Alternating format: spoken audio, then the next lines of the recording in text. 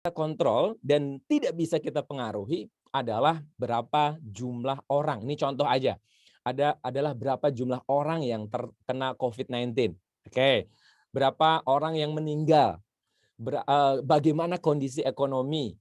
Ya, yang nggak bisa kita kontrol juga adalah sistem pembelajaran saat ini. Itu semuanya nggak bisa kita kontrol. Ya, karena itu di luar kontrol kita. Dan sayangnya terkadang kita sebagai manusia, oh iya, Pak Septian, terima kasih. Ya, Pak Septian. Ya, sayangnya kita kita itu terkadang fokus kepada apa yang tidak bisa kita kontrol dan itulah yang menyebabkan kita stres.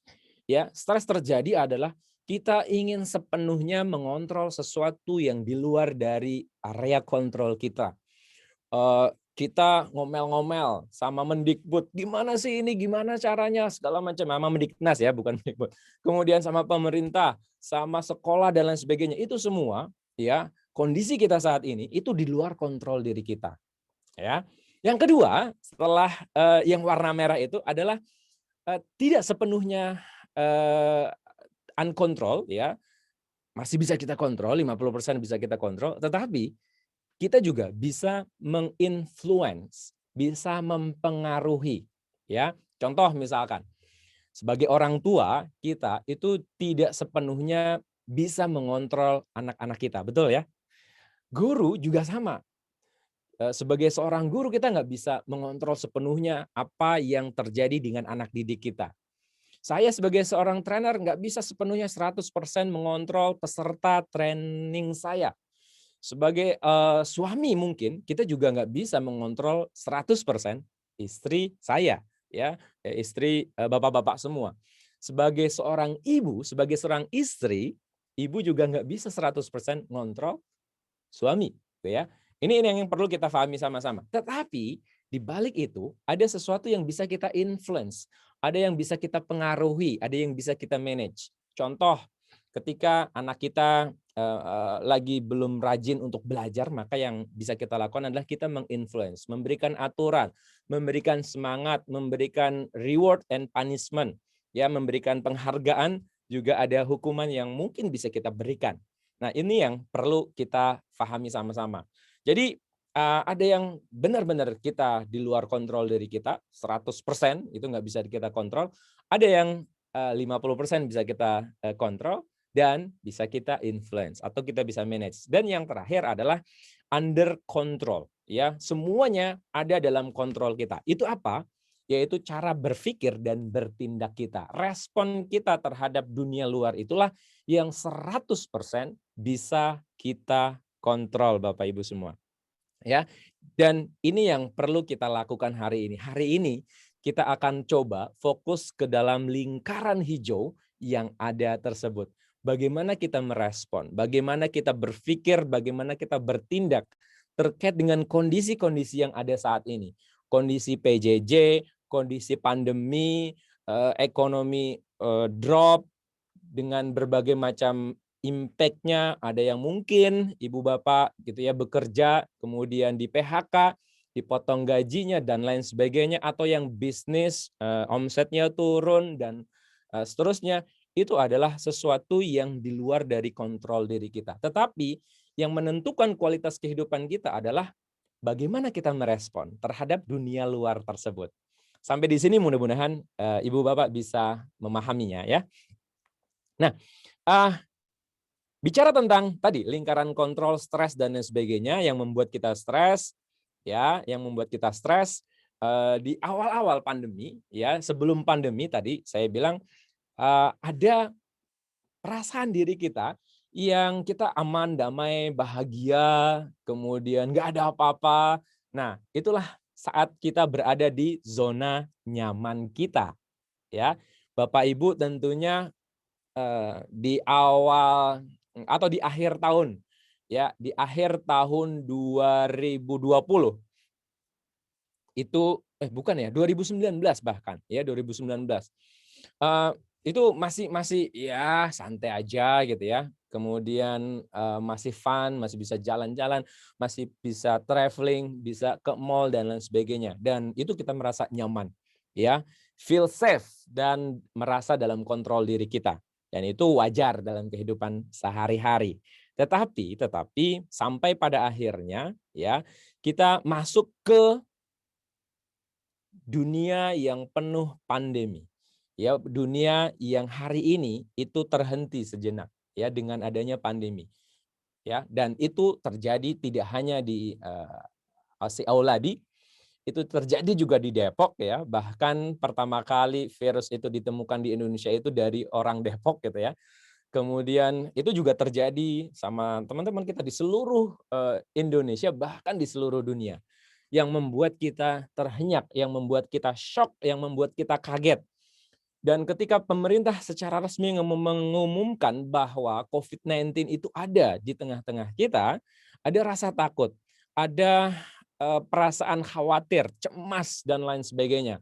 Bahkan ya masker, hand sanitizer, kemudian alat-alat kesehatan yang lain ya, misalkan obat-obatan juga itu kemudian menjadi langka.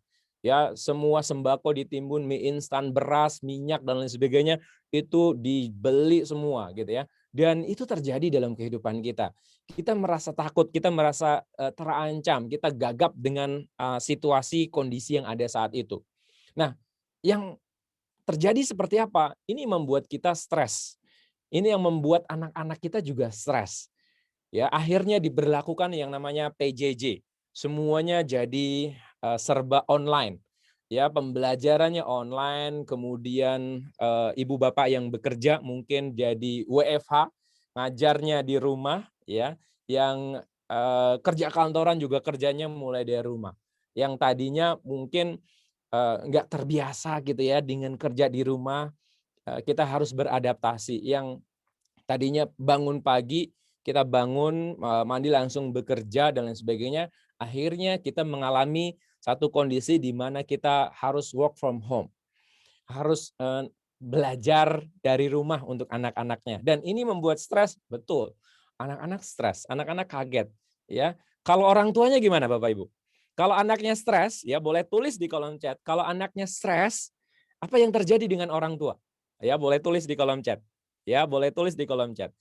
Jadi, dengan situasi dan kondisi yang ada tersebut, ya, dengan situasi yang ada tersebut akhirnya itu berdampak terhadap pendidikan, ya terdampak untuk semua aspek kehidupan kita.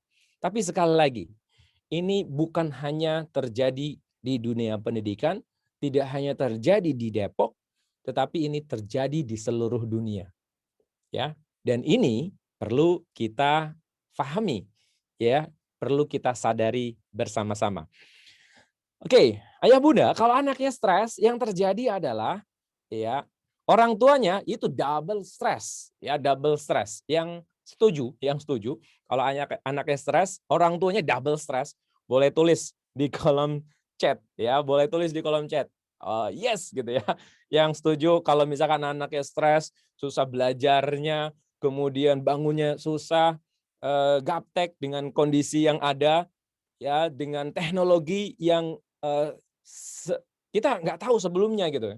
Saya sudah pernah pakai Zoom, tetapi nggak sesering saat pandemi. Ibu bapak juga mungkin pernah, mungkin pakai Google Meet, ya setuju. Langsung tuh double stress. Wow, wow, yes, setuju banget, setuju banget. Oke, jadi apa yang terjadi dalam kehidupan kita, ya itu stres yang saling mempengaruhi. Anaknya stres, orang tuanya double stres. Dan yang terjadi sama gurunya itu apa? Nah, yang terjadi sama gurunya itu adalah triple stres. Ya emang itu dari Ya, ya. Jadi yang terjadi sama Bapak Ibu gurunya itu triple stres, Bapak Ibu semua, ayah bunda semua, ya. Karena apa? Gini, nih, ini analoginya. Misalkan di sini Bapak Ibu guru itu kan punya anak. Punya anak. Anaknya juga harus belajar online, harus PJJ. Sementara dia harus nyiapin materi.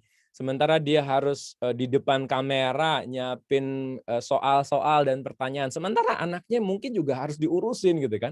Nah, ini yang saya sebut double stress. Atau mungkin orang orang tua yang bekerja juga WFH gitu ya. Kemudian harus gantian internetnya, paketnya nggak ada dan lain sebagainya. Itu juga bisa triple stress loh Bapak Ibu semua. Dan itu terjadi dalam kehidupan kita, ya. Eh, Asal kita menyadari bahwa oke, saya sekarang lagi stres, saya lagi nggak oke gitu kan. Itu penting banget menyadari bahwa kita hari ini lagi stres, ya. Yang menjadi masalah adalah kita stres, tapi kita nggak menyadari kita lagi stres gitu kan. Kita lagi marah, kita nggak menyadari kita lagi marah gitu kan. Jadi ya udah cuek aja gitu. Itu yang nanti akan kita coba sama-sama belajar, Ibu Bapak semua ya. Oke.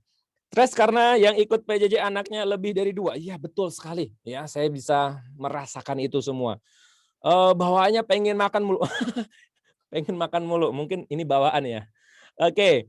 Terutama orang tua yang juga menjadi guru. Yes, betul sekali. Tadi sudah kita bahas. Jadi triple stress itu luar biasa. Nah, Ibu Bapak semua, ayah bunda yang luar biasa, yang hebat.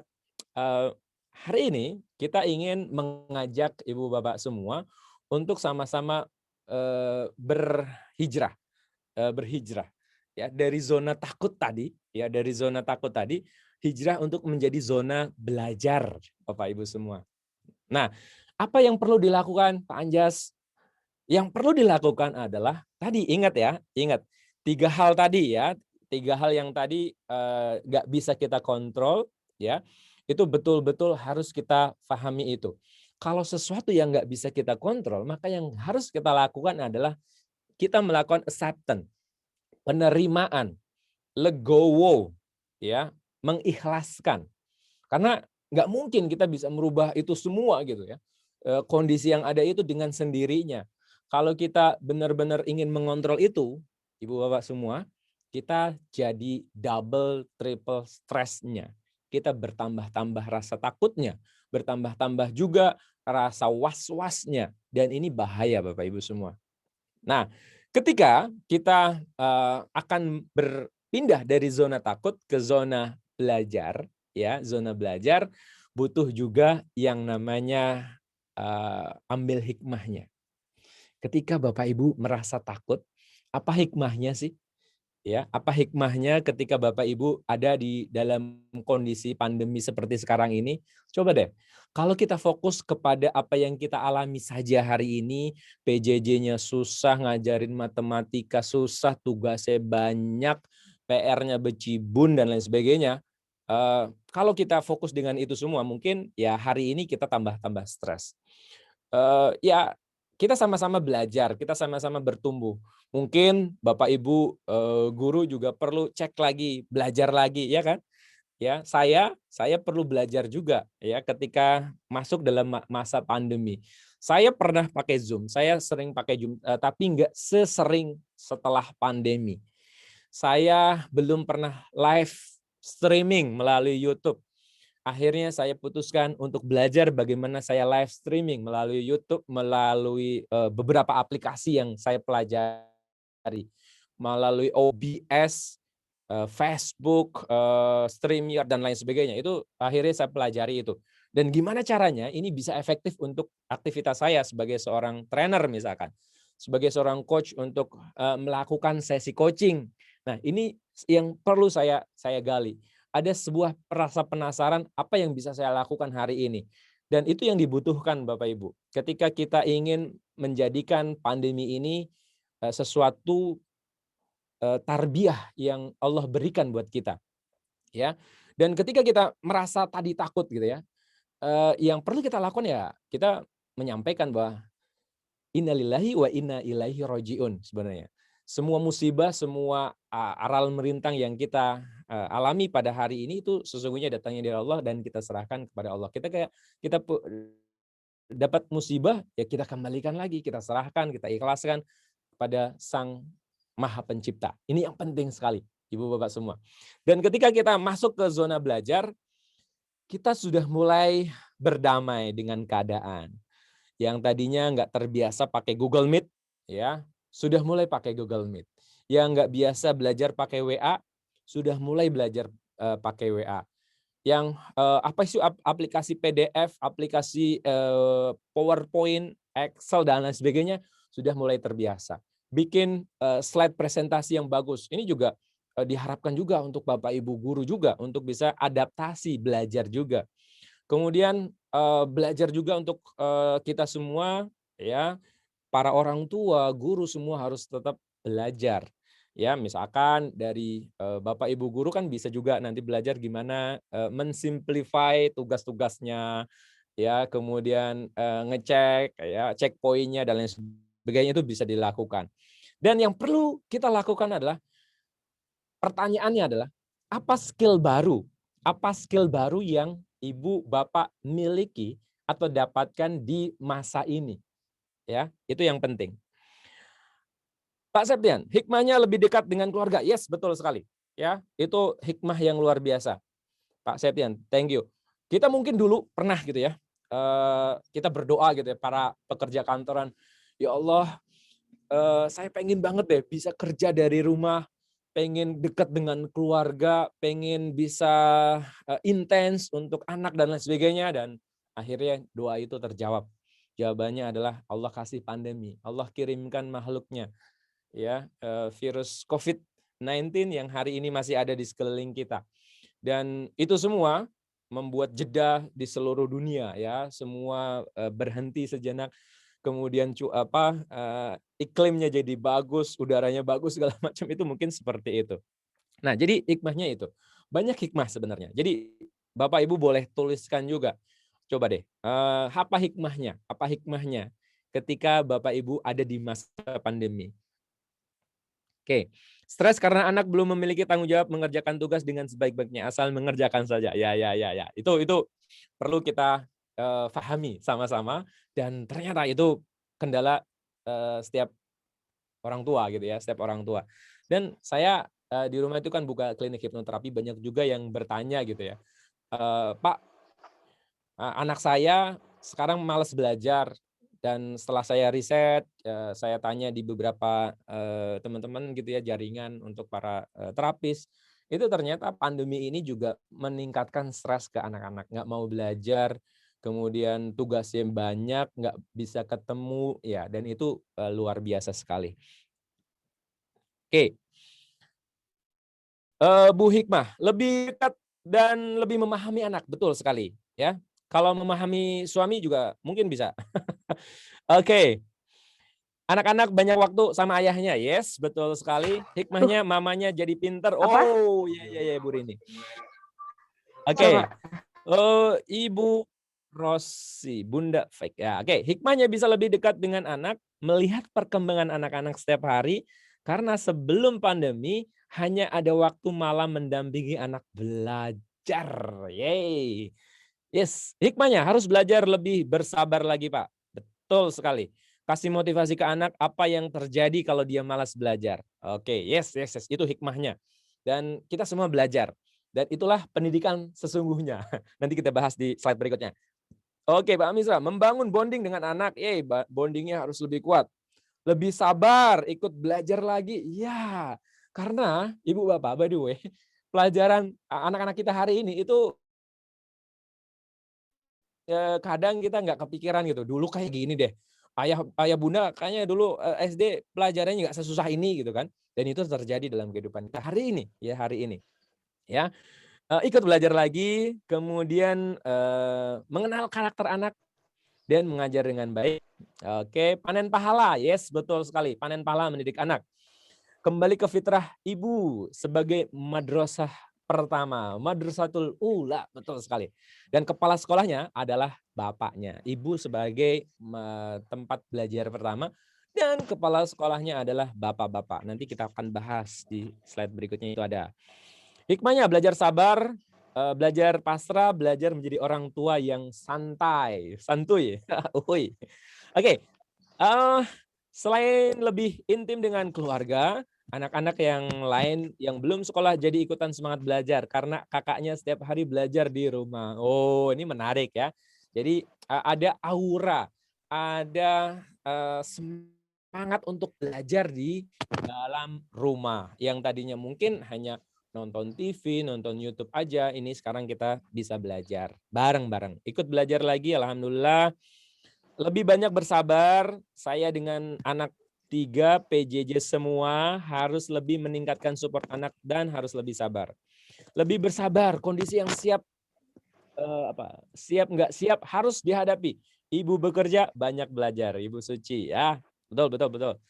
Anak-anak belajar bertanggung jawab ya. Bu Reni, tugas sekolah yang juga di rumah, mereka belajar kerjasama untuk tugas di rumahnya. Sabar itu semua anggota keluarga menghadapi kondisi yang berubah drastis. Yes. Dan kita nggak sendiri Bapak Ibu semua. Jadi tambah ilmu, hikmahnya Bu Sulistyowati, hikmahnya bisa harus lebih sabar. Ya. Seluas-luasnya. Isbiru wasobiru warobitu ya. Jadi sabar itu nggak ada batasnya Bapak Ibu. Harus kita kuatkan lagi, kita tingkatkan lagi kesabaran kita.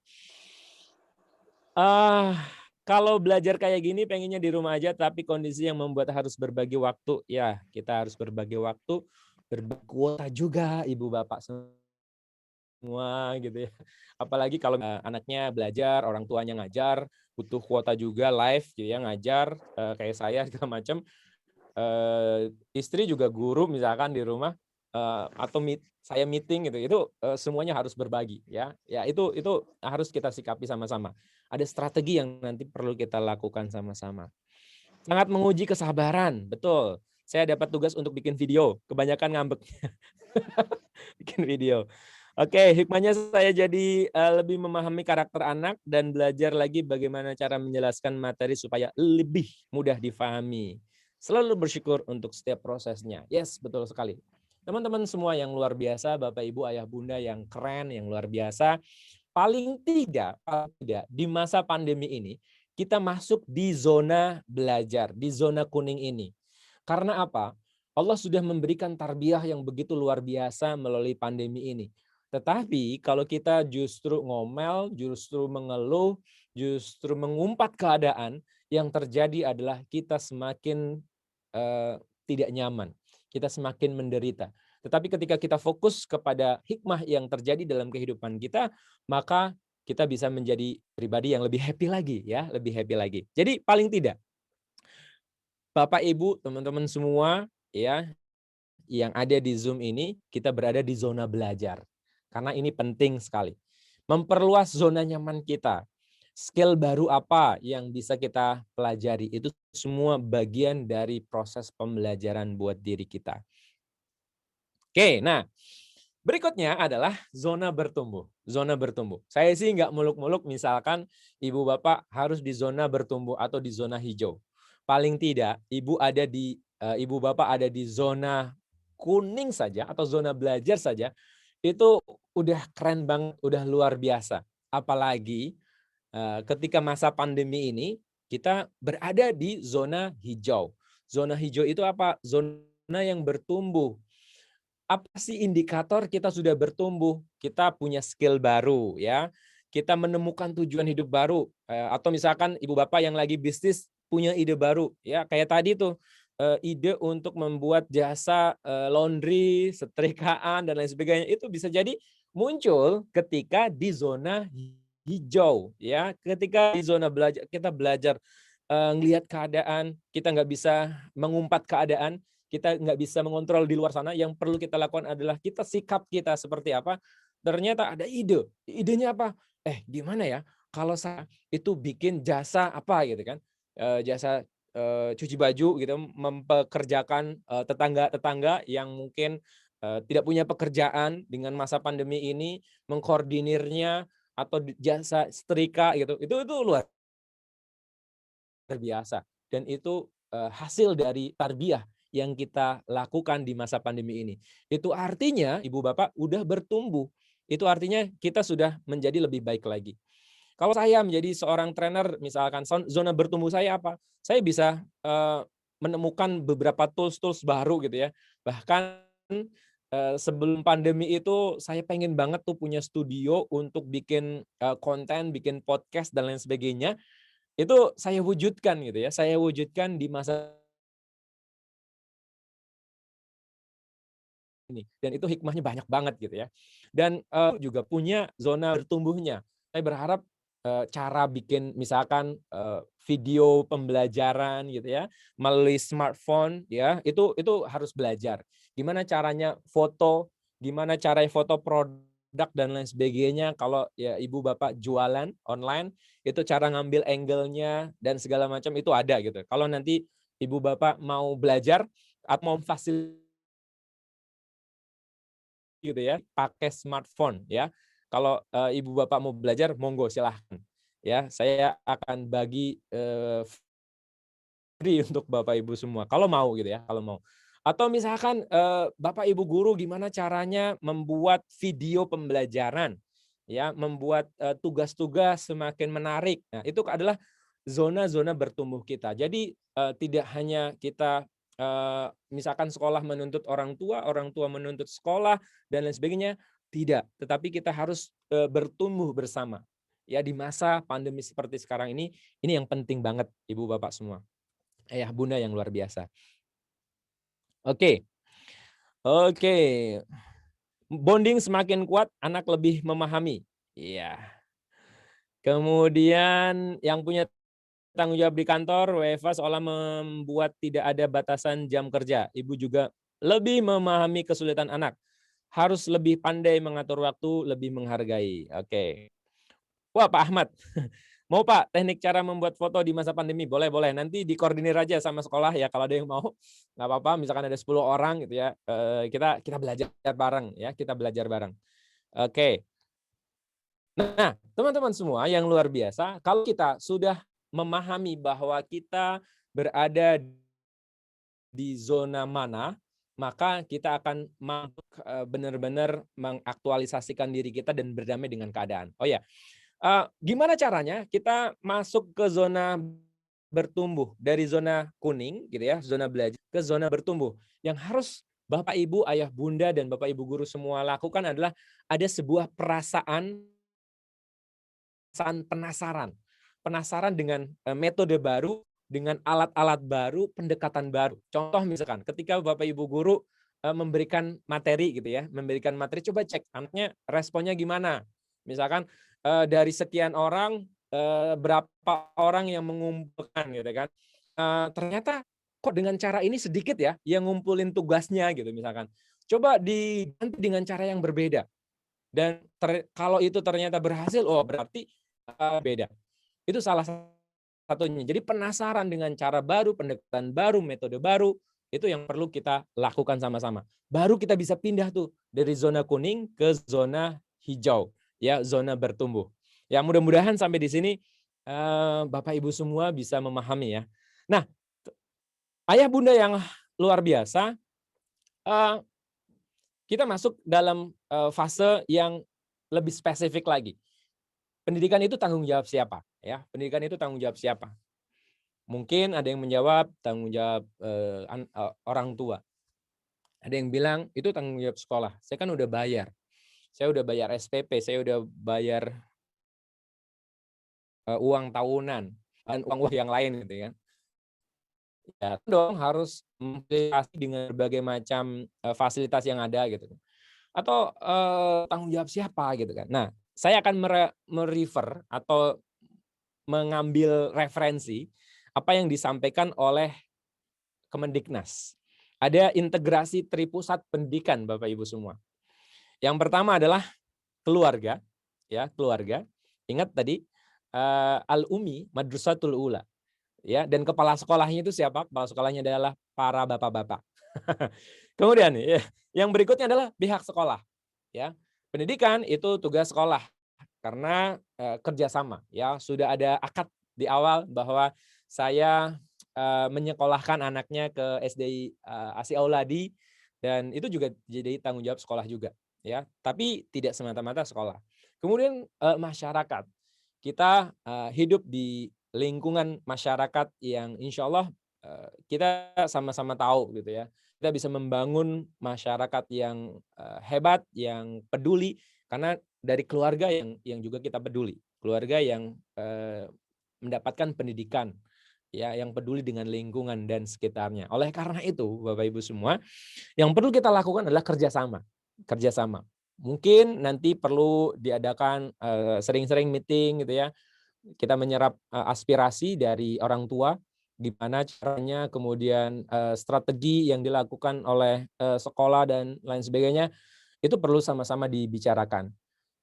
Walaupun kita nggak bisa 100% membuat orang itu happy, ya. Contoh misalkan sekolah bisa nggak 100% membuat orang tua semuanya happy? Nggak bisa gitu kan. Nggak bisa menyenangkan semua orang, pasti ada yang nggak setuju. Atau mungkin dari pihak komunitas sekolah juga nggak bisa membuat misalkan ya Bapak Ibu guru semua itu bisa memastikan semua pembelajaran dengan baik, itu juga perlu banyak improvement, peningkatan. Nah, oleh karena itu apa yang perlu dilakukan, kita bergandengan tangan Ibu Bapak semua. Kita sama-sama bertumbuh. Karena apa? Karena kalau kita nggak bertumbuh bersama, kita nggak bergandengan tangan antara pihak sekolah, pihak orang tua, lingkungan masyarakat, maka kita tidak akan bisa menciptakan suasana belajar yang kondusif. Kita tidak bisa menghasilkan anak-anak yang soleh dan soleha. Itu yang perlu kita pahami sama-sama. Nah, tadi banyak yang sudah menyampaikan tuh di awal bahwa ibu memang madrasah bagi anak-anak, namun ayah andalah kepala sekolahnya. Jadi yuk sama-sama, kalau skupnya adalah skup keluarga, maka mulai hari ini kita harus pahami juga akan dibawa kemana keluarga kita. Visi misi dari sekolah di keluarga itu mau dibawa kemana. Karena ayah adalah kepala sekolahnya, maka ayah jugalah yang perlu memutuskan visi pendidikan anaknya mau seperti apa, mau dibawa kemana, harus seperti apa di dalam rumah. Dan kalau ini ada, maka insya Allah kita akan bisa mendidik anak-anak kita, menghasilkan mereka keluarga yang harmonis. Dan itu yang akan kita inginkan sama-sama tentunya. Dan itu PR buat kita semua, ya, PR buat kita semua. Sebagai kepala rumah tangga, bapak-bapak juga perlu memberikan suasana yang nyaman, ya, suasana yang nyaman kepada istri, anak-anak di rumah. Dengan cara apa? Dengan cara memberikan environment, lingkungan, suasana yang kondusif untuk belajar. Mungkin kalau ayahnya di rumah gitu ya, mohon maaf kalau ada yang marah-marah gitu ya dengan anaknya, ibunya jadi stres, anaknya triple stres tadi ya, anaknya triple stres, dan itu terjadi dalam kehidupan kita sehari-hari. Saya ketika menangani anak-anak yang minta diterapi ya, "Pak, tolong Pak, anak saya nggak mau belajar. Pak, ini gimana caranya anak saya itu bisa rajin, bisa mengikuti perkembangan belajar di sekolah, di rumah, dan lain sebagainya." Maka saya akan tanya terlebih dahulu, bagaimana gaya parenting-nya, tutur kata dari orang tua. Lebih spesifik lagi ke ibunya, ke ibu. Ibu itu stresnya dipengaruhi oleh siapa? Dipengaruhi oleh ayahnya. Jadi semuanya saling membantu, ibu bapak semua yang luar biasa. Oke. Banyak belajar tentang manajemen waktu karena saya sebagai guru selain harus memberikan pembelajaran kepada peserta didik saya secara daring, juga harus mendampingi anak saya belajar di rumah yang waktunya selalu bersamaan ya. Setiap harinya semangat selalu bunda-bunda hebat. Ya, nah ini dia. Jadi yuk sama-sama kita bergandengan tangan, kita bangun budaya untuk saling mengingatkan, saling belajar, bukan saling menunjuk dan menyalahkan. Ini yang penting sekali. Kalau salah, ya setiap orang punya salah.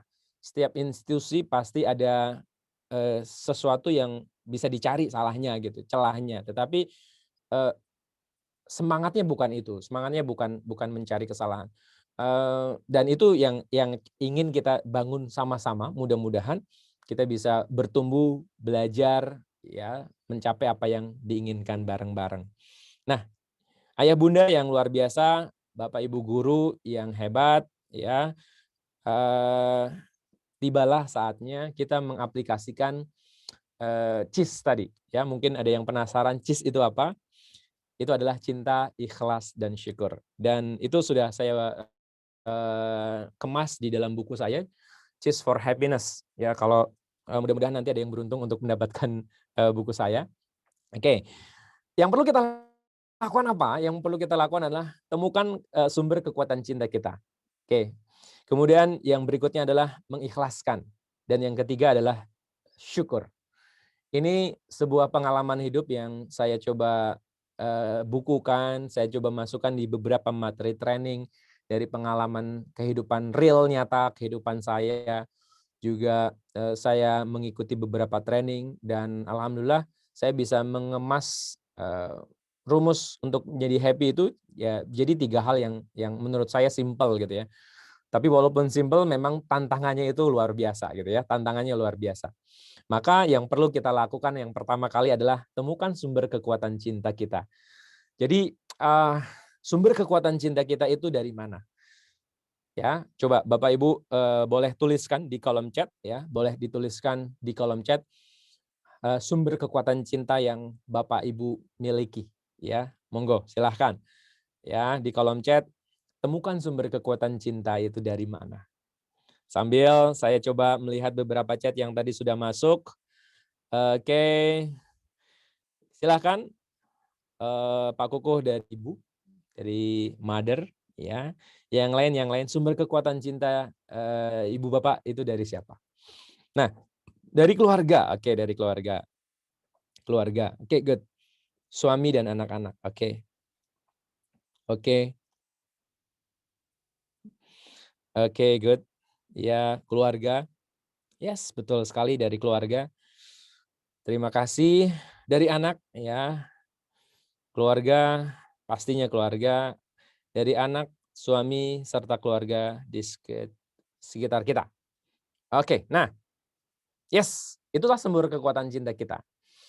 Nah, ketika kita bicara sumber kekuatan cinta kita, sumber dari segala sumber kekuatan cinta kita adalah datangnya dari Allah Subhanahu wa taala. Allah yang mengilhamkan rasa cinta itu kepada kedua orang tua kita. Allah mewariskan rasa cinta itu kepada orang-orang di sekeliling kita. Dan dengan rasa cinta itulah hadir kita ke muka bumi ini.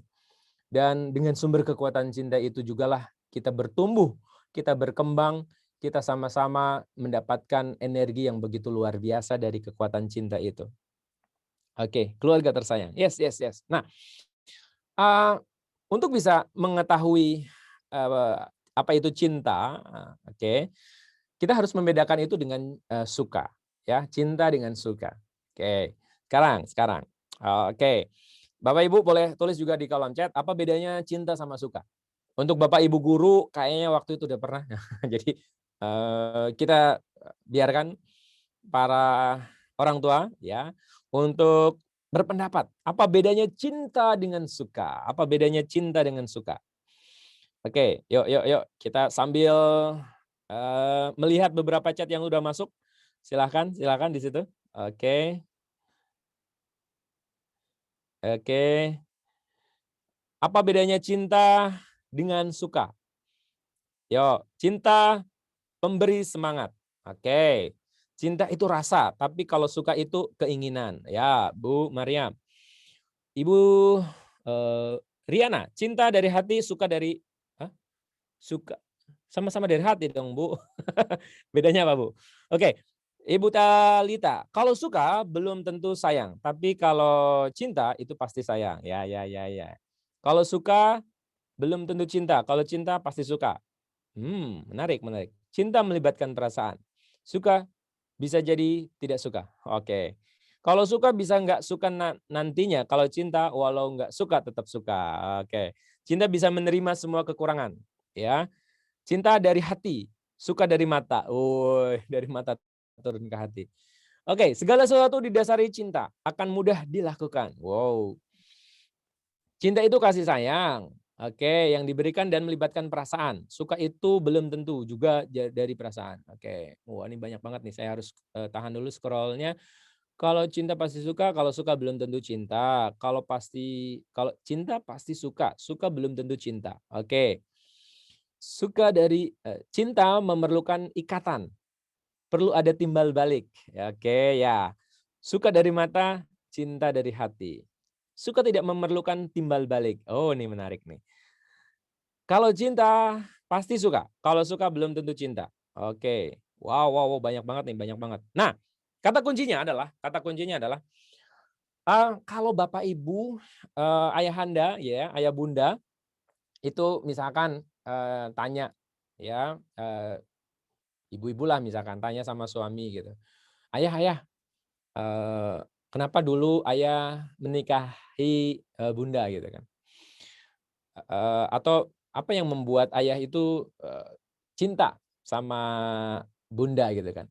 Nah, kalau ibu-ibu bertanya seperti itu kepada para suami gitu ya, suaminya masing-masing, dan jawabannya itu panjang gitu ya, karena bunda itu cantik, bunda pintar masak, bunda, putih, langsing dan lain sebagainya gitu kan. Banyak banget tuh list-nya gitu kan, list-nya banyak banget.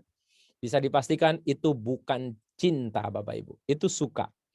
Karena cinta itu tidak beralasan, ya, cinta itu tidak beralasan. Jadi mulai hari ini coba cek deh, ada nggak cinta, kita sama pasangan hidup kita gitu, yang itu, karena ada alasannya gitu. Kalau ada alasannya, ya boleh dicek lagi, boleh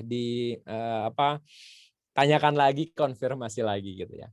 Dan apakah ada memang cinta yang tanpa, alasan? Ternyata ada. Tadi, Ibu, Bapak sudah menemukan itu semua.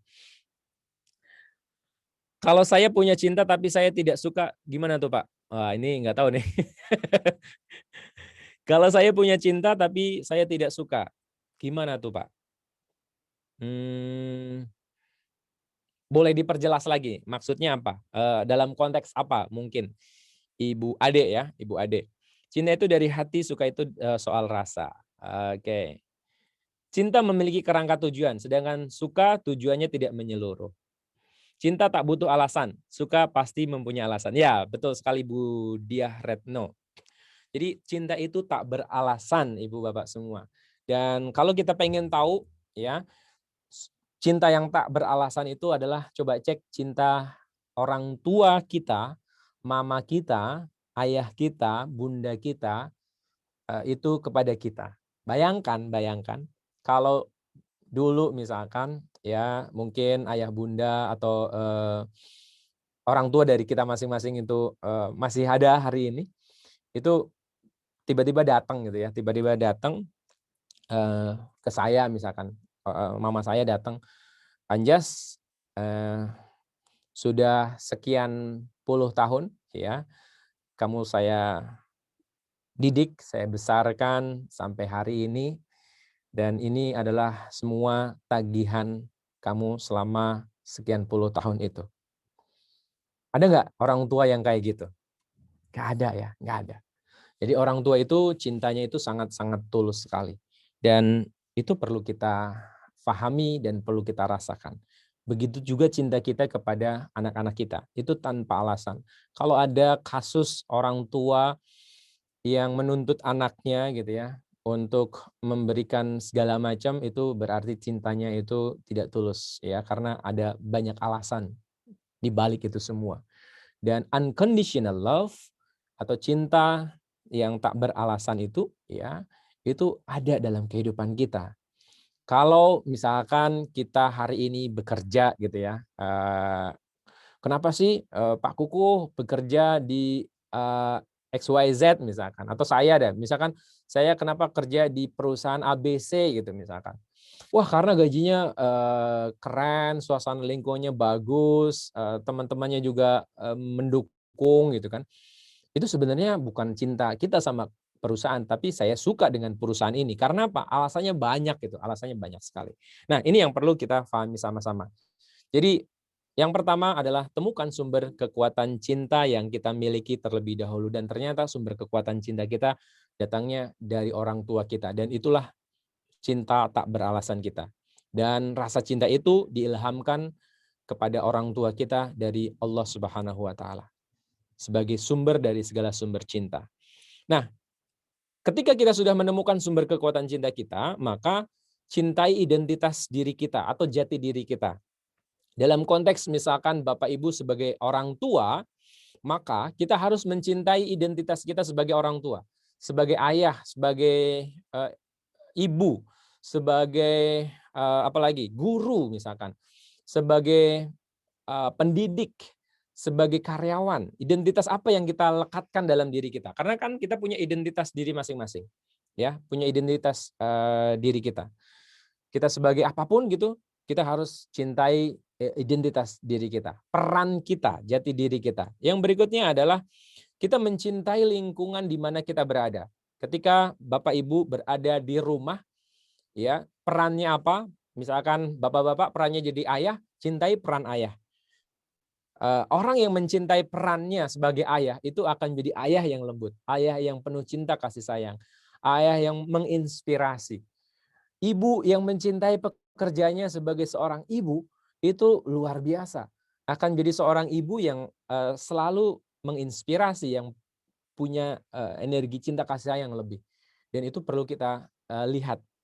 Peran apa yang sedang kita pakai hari ini? Peran kita sebagai guru misalkan. Ya, seorang guru akan jadi guru yang begitu luar biasa dengan perannya sebagai seorang guru. Sebagai seorang suami, sebagai seorang istri, kita perlu mencintai peran kita. Yang fatal adalah kita memperankan itu, tetapi kita tidak mencintai peran kita. Maka yang terjadi mungkin kita akan terjadi perselisihan, akan terjadi ketidaknyamanan, akan terjadi slack dan lain sebagainya. Itu karena apa? Karena kita tidak mencintai peran kita. Peran kita sebagai apapun dalam kehidupan kita. Yang kedua, mencintai lingkungan kita berada. Kita di sekolah, kita mencintai lingkungan sekolah kita. Mencintai produknya, mencintai layanannya. Bapak Ibu yang bekerja di kantoran, ketika Bapak Ibu jualan misalkan, Bapak Ibu nggak cinta sama perusahaannya, nggak maksudnya benci terus gitu ya. Dikit-dikit nyalahin bosnya, dikit-dikit nyalahin kantor, manajemen dan lain sebagainya. Atau nggak suka sama produknya. Coba bayangkan, kalau Bapak Ibu suruh jualan produk dari kantor Bapak Ibu, yang terjadi gimana? Yang terjadi adalah nggak mungkin ibu bisa jualan, bapak bisa jualan dengan produk-produk itu. Itu yang terjadi kalau kita nggak cinta dengan lingkungan pekerjaan kita atau produk-produknya. Termasuk juga pelayanan yang diberikan oleh perusahaan tersebut. Balik lagi ke konteks rumah tangga, maka kita harus mencintai rumah kita. Rumah itu bukan house-nya, tapi home. Beda ya antara house. House itu fisik. Home itu suasananya, homey. Ya nggak ada ya suasana rumah yang housey itu atau apa gitu kan.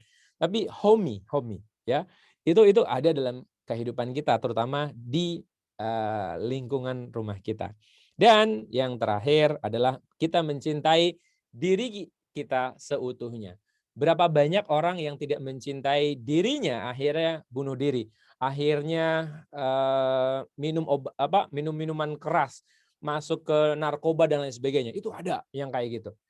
Artis yang terkenal sekalipun kalau dia tidak mencintai dirinya, dia akan nggak nyaman dengan ketenarannya. Banyak di luar sana, di luar negeri itu artis-artis Korea yang kita mungkin ada yang mengidolakan gitu ya, tetapi ternyata hidup dia nggak tenang, hidup dia nggak damai, hidup dia nggak bahagia. Karena dia tidak mencintai seutuhnya diri mereka sendiri. Jadi yuk sama-sama kita memanfaatkan rasa cinta itu dan nanti Bapak Ibu bisa merasakan rasa cinta itu dengan melakukan relaksasi di rumah masing-masing. Jadi benar-benar dengerin kayak murotal, dengerin musik klasik dan lain sebagainya yang membuat kita tenang, kita bayangkan, kita lakukan love relaxation. Caranya seperti apa? Caranya nanti Bapak Ibu bayangkan orang-orang yang Bapak Ibu cintai. Ya, itu yang bisa dilakukan. Yang berikutnya adalah ikhlaskan, maafkan, dan lepaskan. Nah, di sini yang perlu kita lakukan adalah ketika Bapak Ibu mengalami satu kondisi di masa lalu, ya, atau di kondisi hari ini yang tidak menyenangkan, maka yang perlu Bapak Ibu lakukan adalah feel it, rasakan saja. Kita hari ini dalam kondisi kecemasan, ketakutan, atau kekhawatiran atau sebel banget gitu ya sama kondisi yang ada, coba rasakan, feel it. Rasakan itu di dalam diri kita. Ya, 1 sampai 10 levelnya berapa? Itu coba dirasakan. Setelah kita bisa merasakan itu, kita aware banget, kita sadar banget, oke, saya lagi sebel, saya lagi marah, saya lagi nggak enak gitu ya. Itu teman-teman akan bisa merasakan rasa nggak nyamannya itu, rasa sakitnya itu di dalam tubuh. Boleh diukur tadi ya 1 sampai 10 di level berapa. Nah, yang berikutnya yang perlu kita lakukan adalah kita melakukan acceptance atau accept it. Karena apa? Sebagian besar kita mengalami kondisi yang tidak nyaman, tidak tenang, tidak bahagia, menderita, itu karena kita tidak menerima. Tadi di awal, ingat 3 hal yang bisa kita kontrol, tidak bisa kita kontrol, dan bisa kita pengaruhi. Itu balik ke situ. Ada sesuatu yang tidak bisa kita kontrol, ya udah, terima itu. Kalau lagi marah, oke, terima rasa marah itu. It's okay kalau teman-teman lagi sedih. It's okay to be not okay ya. Itu kan kalau nggak salah judul drakor ya, kalau Bapak Ibu tahu gitu ya. Nggak masalah Ibu lagi merasa nggak masalah, lagi nggak oke gitu kan. Itu adalah bagian dari penerimaan diri kita. Acceptance. Karena orang akan mendapatkan 50% dari solusi dari masalah yang kita miliki kalau kita sudah menerima. Yang tidak bagus, yang menjadi masalah adalah kita sudah diberikan ujian, diberikan sakit, diberikan cobaan sama Allah, kita nggak terima itu gitu. Itu yang membuat kita menderita. Hari ini banyak orang yang tidak menerima keadaan dan banyak juga akhirnya jadi stres. Ya, itu yang membuat orang-orang stres. Dan yang terakhir adalah reframe it. Ya, ambil hikmahnya. Kalau bahasa bahasa kita sehari-hari adalah ambil hikmahnya. Dulu ketika saya kecil itu usia berapa gitu, pokoknya SD gitu ya, saya selalu bilang ya, SD itu saya sudah ditinggalkan oleh ayah saya, kemudian kehidupan saya, dan keluarga sama mama saya itu, struggling banget gitu ya dengan penuh perjuangan, dan ternyata kemarin saya pulang kampung, saya sih waktu itu merasa yang bilang ada pasti ada hikmahnya itu mama saya, tapi ternyata, setelah saya cross check, ternyata itu saya yang bilang gitu ya.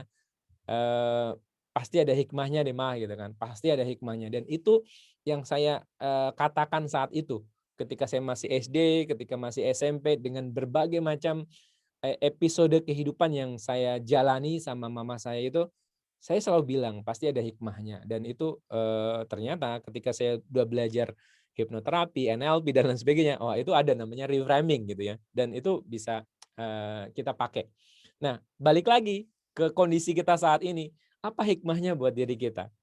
Dan ini kita bisa pakai untuk ketika Bapak Ibu lagi nggak nyaman ya, secara fisik maupun secara psikis. Contoh yang secara fisik dulu. Saya pernah waktu itu sakit gigi. Ini contoh penerapannya ya, contoh penerapannya. Ketika saya sakit gigi, saya rasakan, oke, saya sakit gigi di geraham kiri atas misalkan, dan saya bisa merasakan sakit giginya itu luar biasa. Dan langkah berikutnya yang saya lakukan adalah menerima rasa sakit itu. Oke, saya acceptance. Oke, sakitnya seperti ini dan lain sebagainya, saya benar-benar rasakan. Nah, ketika saya lagi merasakan itu, saya masuk ke tahap ketiga, yaitu tahap ambil hikmahnya. Saya masih bisa sakit gigi, saya bisa merasakan sakit gigi, itu artinya saya masih punya gigi, masih punya geraham. Saya masih bisa merasakan sakit gigi, itu artinya saya masih hidup. Dan ketika saya fokusnya kepada saya masih hidup, saya masih bisa merasakan sakit, saya masih punya gigi yang lengkap, akhirnya state berikutnya, rasa berikutnya adalah saya bersyukur. Dan ketika saya bersyukur, alhamdulillah luar biasanya rasa sakit itu hilang. Itu yang saya praktekkan dalam kehidupan sehari-hari sampai hari ini. Kalau misalkan Bapak Ibu punya masalah, ya, semua orang punya masalah. Ibu punya masa lalu, Bapak punya masa lalu misalkan. Dan kalau kita nggak move on bisa pakai cara ini. Kalau misalkan nih di sini ada yang sebel nggak sama suaminya, boleh tulis ya, boleh tulis di sini. Ada nggak yang sebel sama pasangan hidupnya gitu kan, yang belum bisa move on dan lain sebagainya? Boleh, boleh. Caranya adalah feel it. dirasain dulu. Oke, saya dulu pernah disakiti sama seseorang misalkan. Ya, mungkin bukan suami, bukan istri, tapi sama seseorang di mana gitu kan. Saya bisa merasakan itu. Kemudian yang harus teman-teman lakukan, Bapak Ibu lakukan adalah terima itu dan ambil hikmahnya. Dan ambil hikmahnya. Oke, tidak pernah sebal dengan suami. Oke, alhamdulillah. Oke, mamanya Saki. Alhamdulillah, pas banget langsung dipraktekkan. Oke, ya ya ya. Wih, dipraktekin alhamdulillah sembuh. Ya benar, Bu. Luar biasa. Yang belum punya pasangan, ya saya doakan mudah-mudahan Allah mudahkan, Allah dekatkan gitu ya. Oke, Pak Farid kayak ketawanya lebar banget tuh. Saya suka sebel kalau sama laki-laki, makanya saya nggak suka sama laki-laki. Iya, sama Pak Koko. Oke, oke. Ya. Jadi kalau Bapak Ibu punya perasaan yang tidak nyaman dengan kondisi masa lalu segala macam, itu di sini. Ya, itu di sini. Feel it, accept it, reframe it. Nah, ini sedikit tips untuk yang belum punya pasangan. Coba lebih dekat lagi sama mama, lebih dekat lagi sama mama, lebih dekat lagi sama ibu. Coba cek deh, ada nggak salahnya sama ibu yang belum termaafkan gitu kan? Ada nggak yang misalkan contoh ini mohon maaf ya untuk semuanya ya, punya persepsi negatif sama ibu sama mama gitu, itu boleh dicek. Kalau misalkan ini tips juga nih, nggak ada di materi, tapi kalau nggak salah ada di buku ya, nanti ada di buku itu.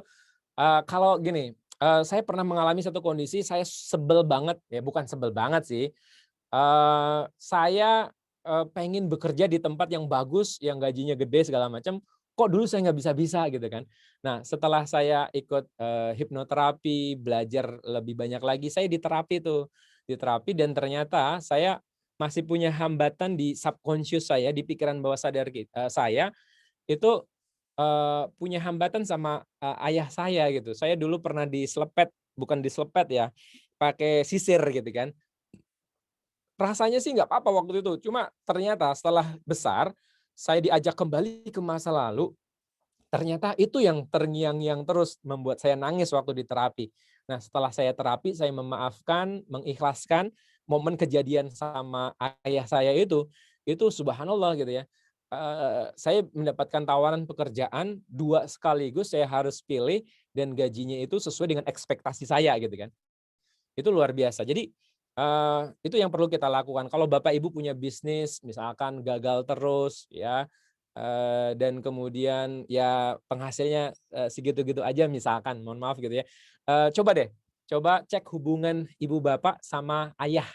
Karena ayah itu simbol tulang punggung kan. Kalau kita punya masalah sama tulang punggung kita, ya, simbol tulang punggung kita, maka yang terjadi dalam kehidupan kita secara ekonomi kita akan menghadapi banyak kesulitan dan tantangan. Kalau bisnis gagal terus, kalau membangun jaringan dan lain sebagainya nggak jadi terus segala macam. Itu 99% valid karena saya share juga ke para klien-klien saya dan ternyata mereka mengatakan iya.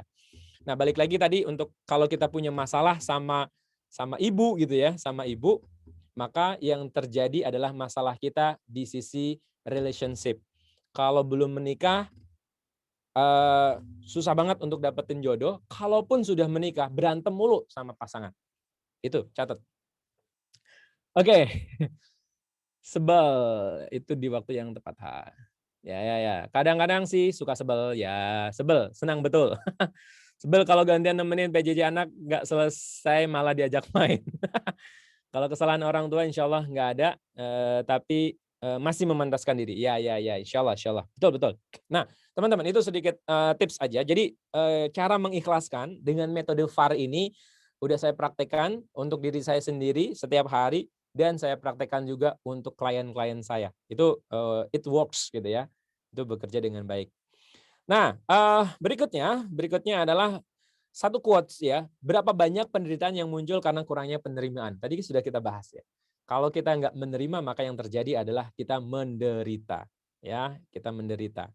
Nah, latihannya ya, sebelum itu saya akan kasih tipsnya. Saya kasih tipsnya adalah, yang pertama kalau Bapak Ibu punya masalah secara fisik ataupun psikis, ya sakit fisik maupun kondisi kita, maka yang harus kita lakukan adalah feel it, tadi sudah, kemudian accept it, dan yang terakhir adalah reframe it. Dan tambahannya adalah ketika Bapak Ibu sudah tahu rasanya, misalkan sakitnya tuh di mana gitu ya, misalkan di dada, coba letakkan tangan ibu bapak itu di dada seperti ini.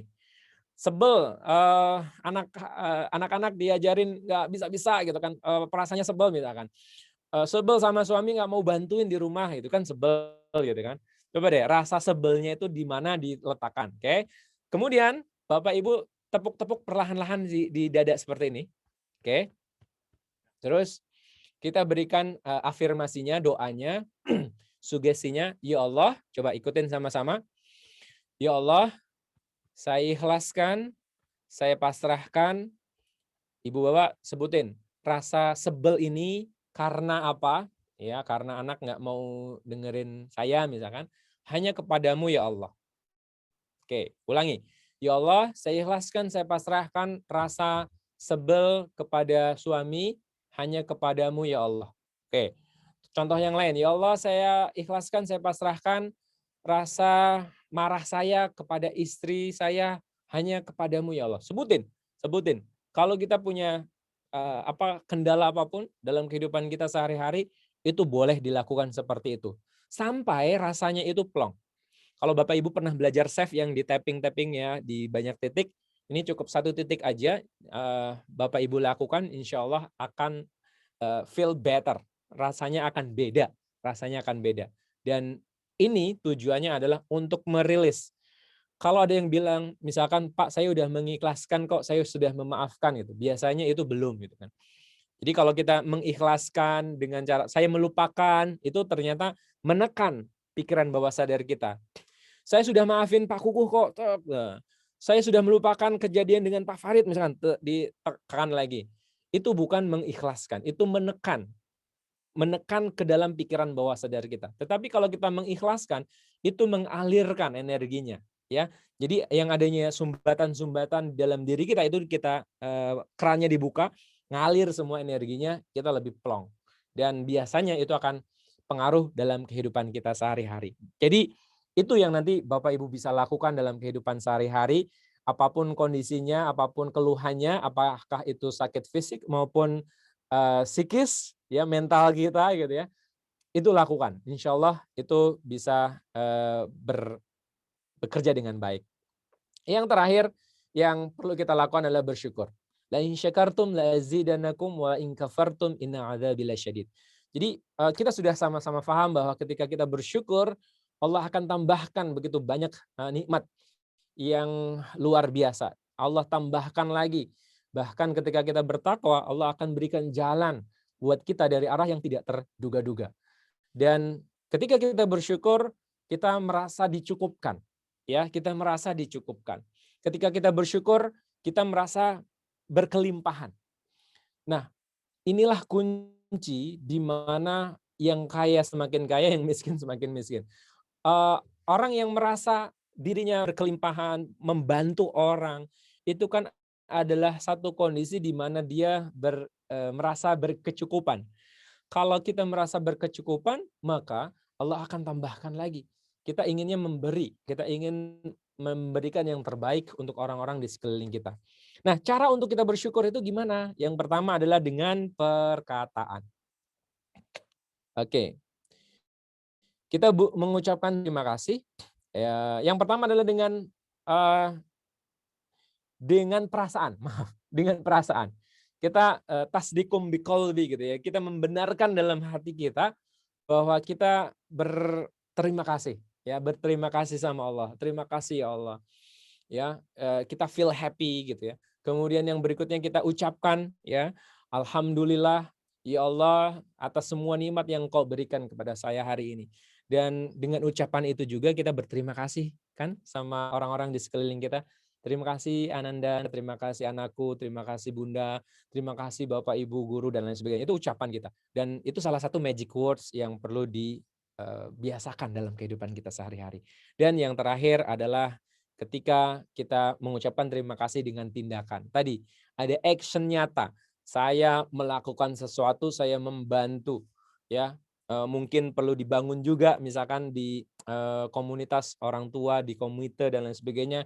Kalau ada orang tua yang perlu dibantu bersama-sama, itu bisa dilakukan.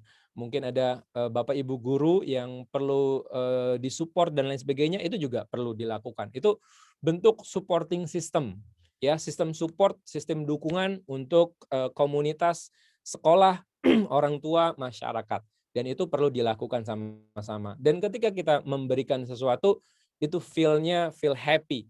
Ketika kita feel happy, kita jadi plong gitu ya, melakukan apapun dengan lebih ceria, lebih happy. Nah, bersyukurnya dengan apa? Dengan semua indera yang kita miliki tadi ya, mulai dari penglihatan, ya, kemudian penciuman, pendengaran dan lain sebagainya. Dan hari ini Bapak Ibu semua yang luar biasa, salah satu indera yang patut kita syukuri adalah indera penciuman kita. Bayangkan sebagian orang di luar sana yang hari ini terkena dampak COVID dan positif COVID itu nggak bisa mencium aroma tertentu gitu ya. Nah, makanya salah satu cara untuk ngetes bahwa kita masih sehat adalah ketika bangun pagi coba cium kanan kirinya, masih tercium, nah itu berarti Bapak Ibu masih sehat. Ya, itu saja dari saya. Mudah-mudahan nanti kita bisa banyak diskusi dan mudah-mudahan kita bisa menjadi pribadi yang penuh cinta, ikhlas, dan syukur. Itu saja. Terima kasih. Assalamualaikum warahmatullahi wabarakatuh.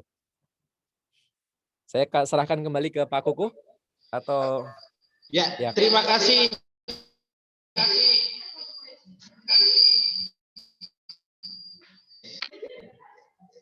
Semangat bener. Terima kasih Coach Roy Supoyogi, Masya Allah, luar biasa, berapi-api. Dan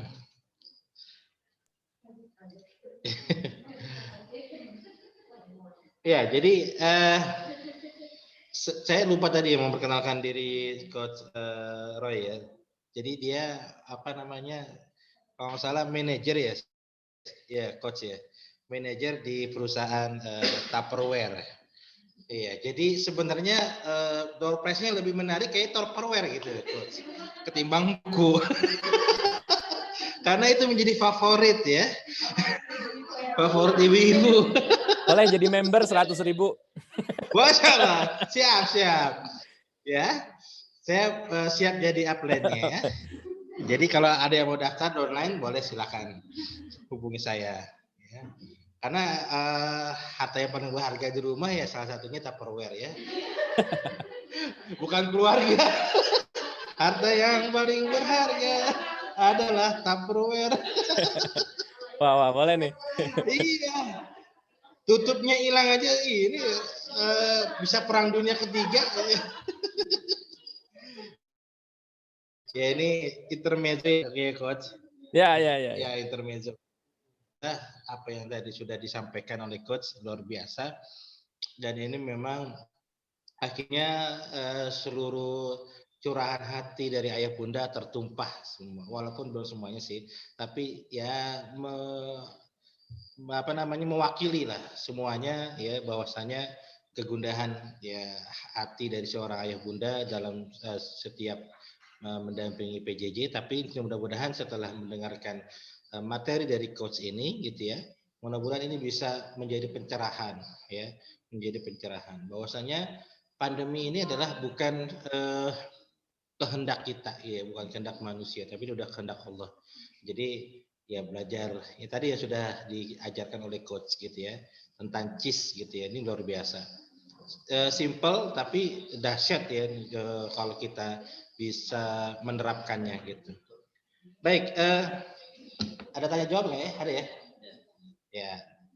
Oke, ini nantinya akan ada tanya jawab. Silakan buat ayah bunda yang mau bertanya ya.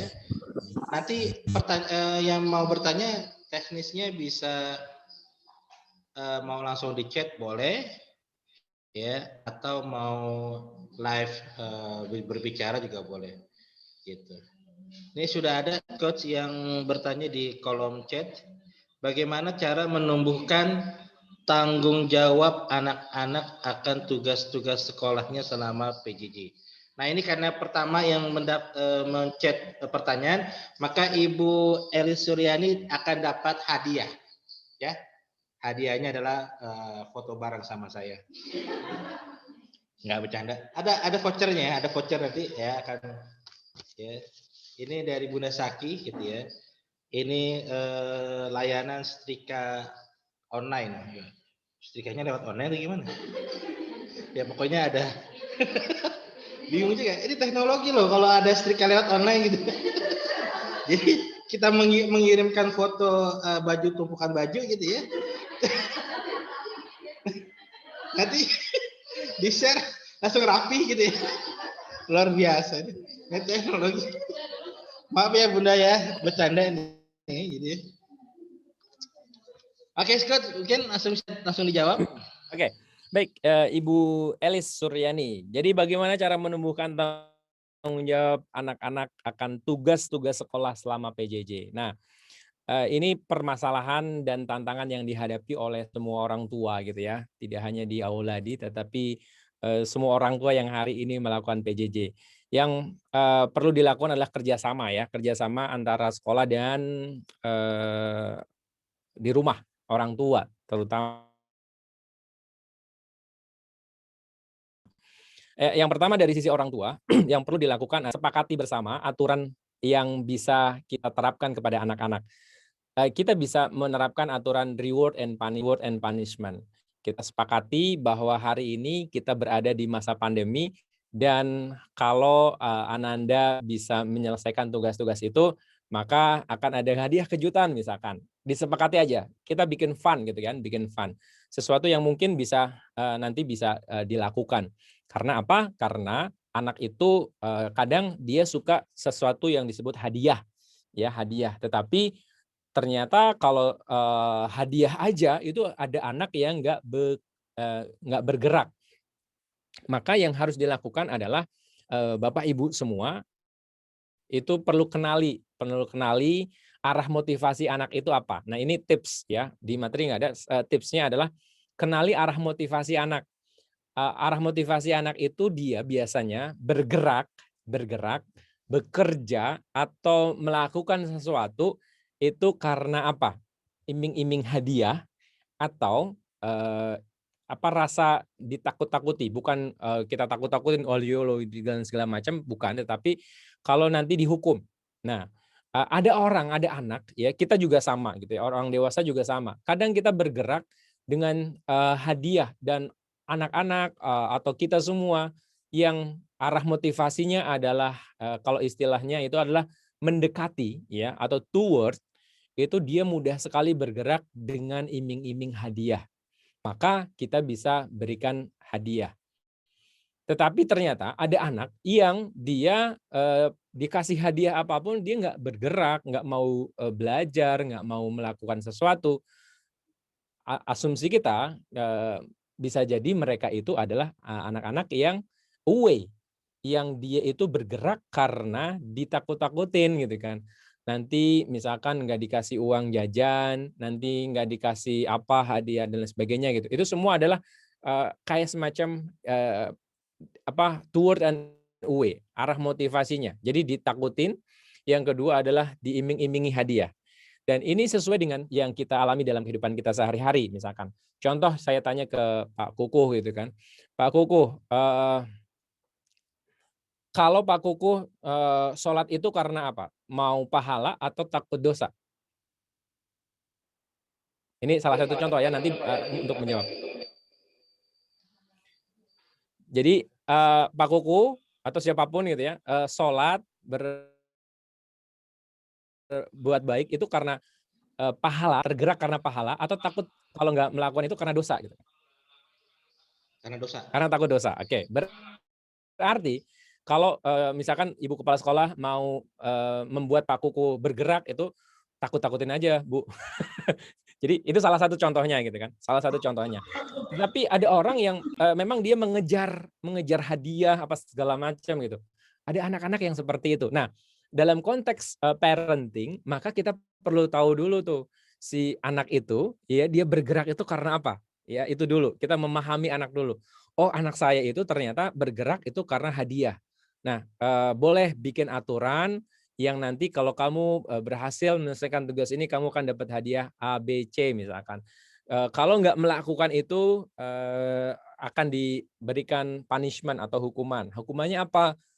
Misalkan apapun lah ya, misalkan uang jajan atau misalkan dikurangin atau harus membersihkan apa segala macam, itu bisa dilakukan sama-sama dan itu bisa efektif ya, dan akan lebih efektif kalau kita bisa menemukan ujung-ujungnya tuh kedua-duanya. Jadi kita bisa menemukan, oh oke, dia bergerak karena apa, dia kalau takut itu karena apa. Kalau kita bisa menemukan dua-duanya, itu akan powerful banget, akan powerful banget. Walaupun biasanya ada satu yang betul-betul menjadi arah motivasinya anak tersebut. Itu yang pertama, yang harus kita lakukan adalah kenali arah motivasi anak.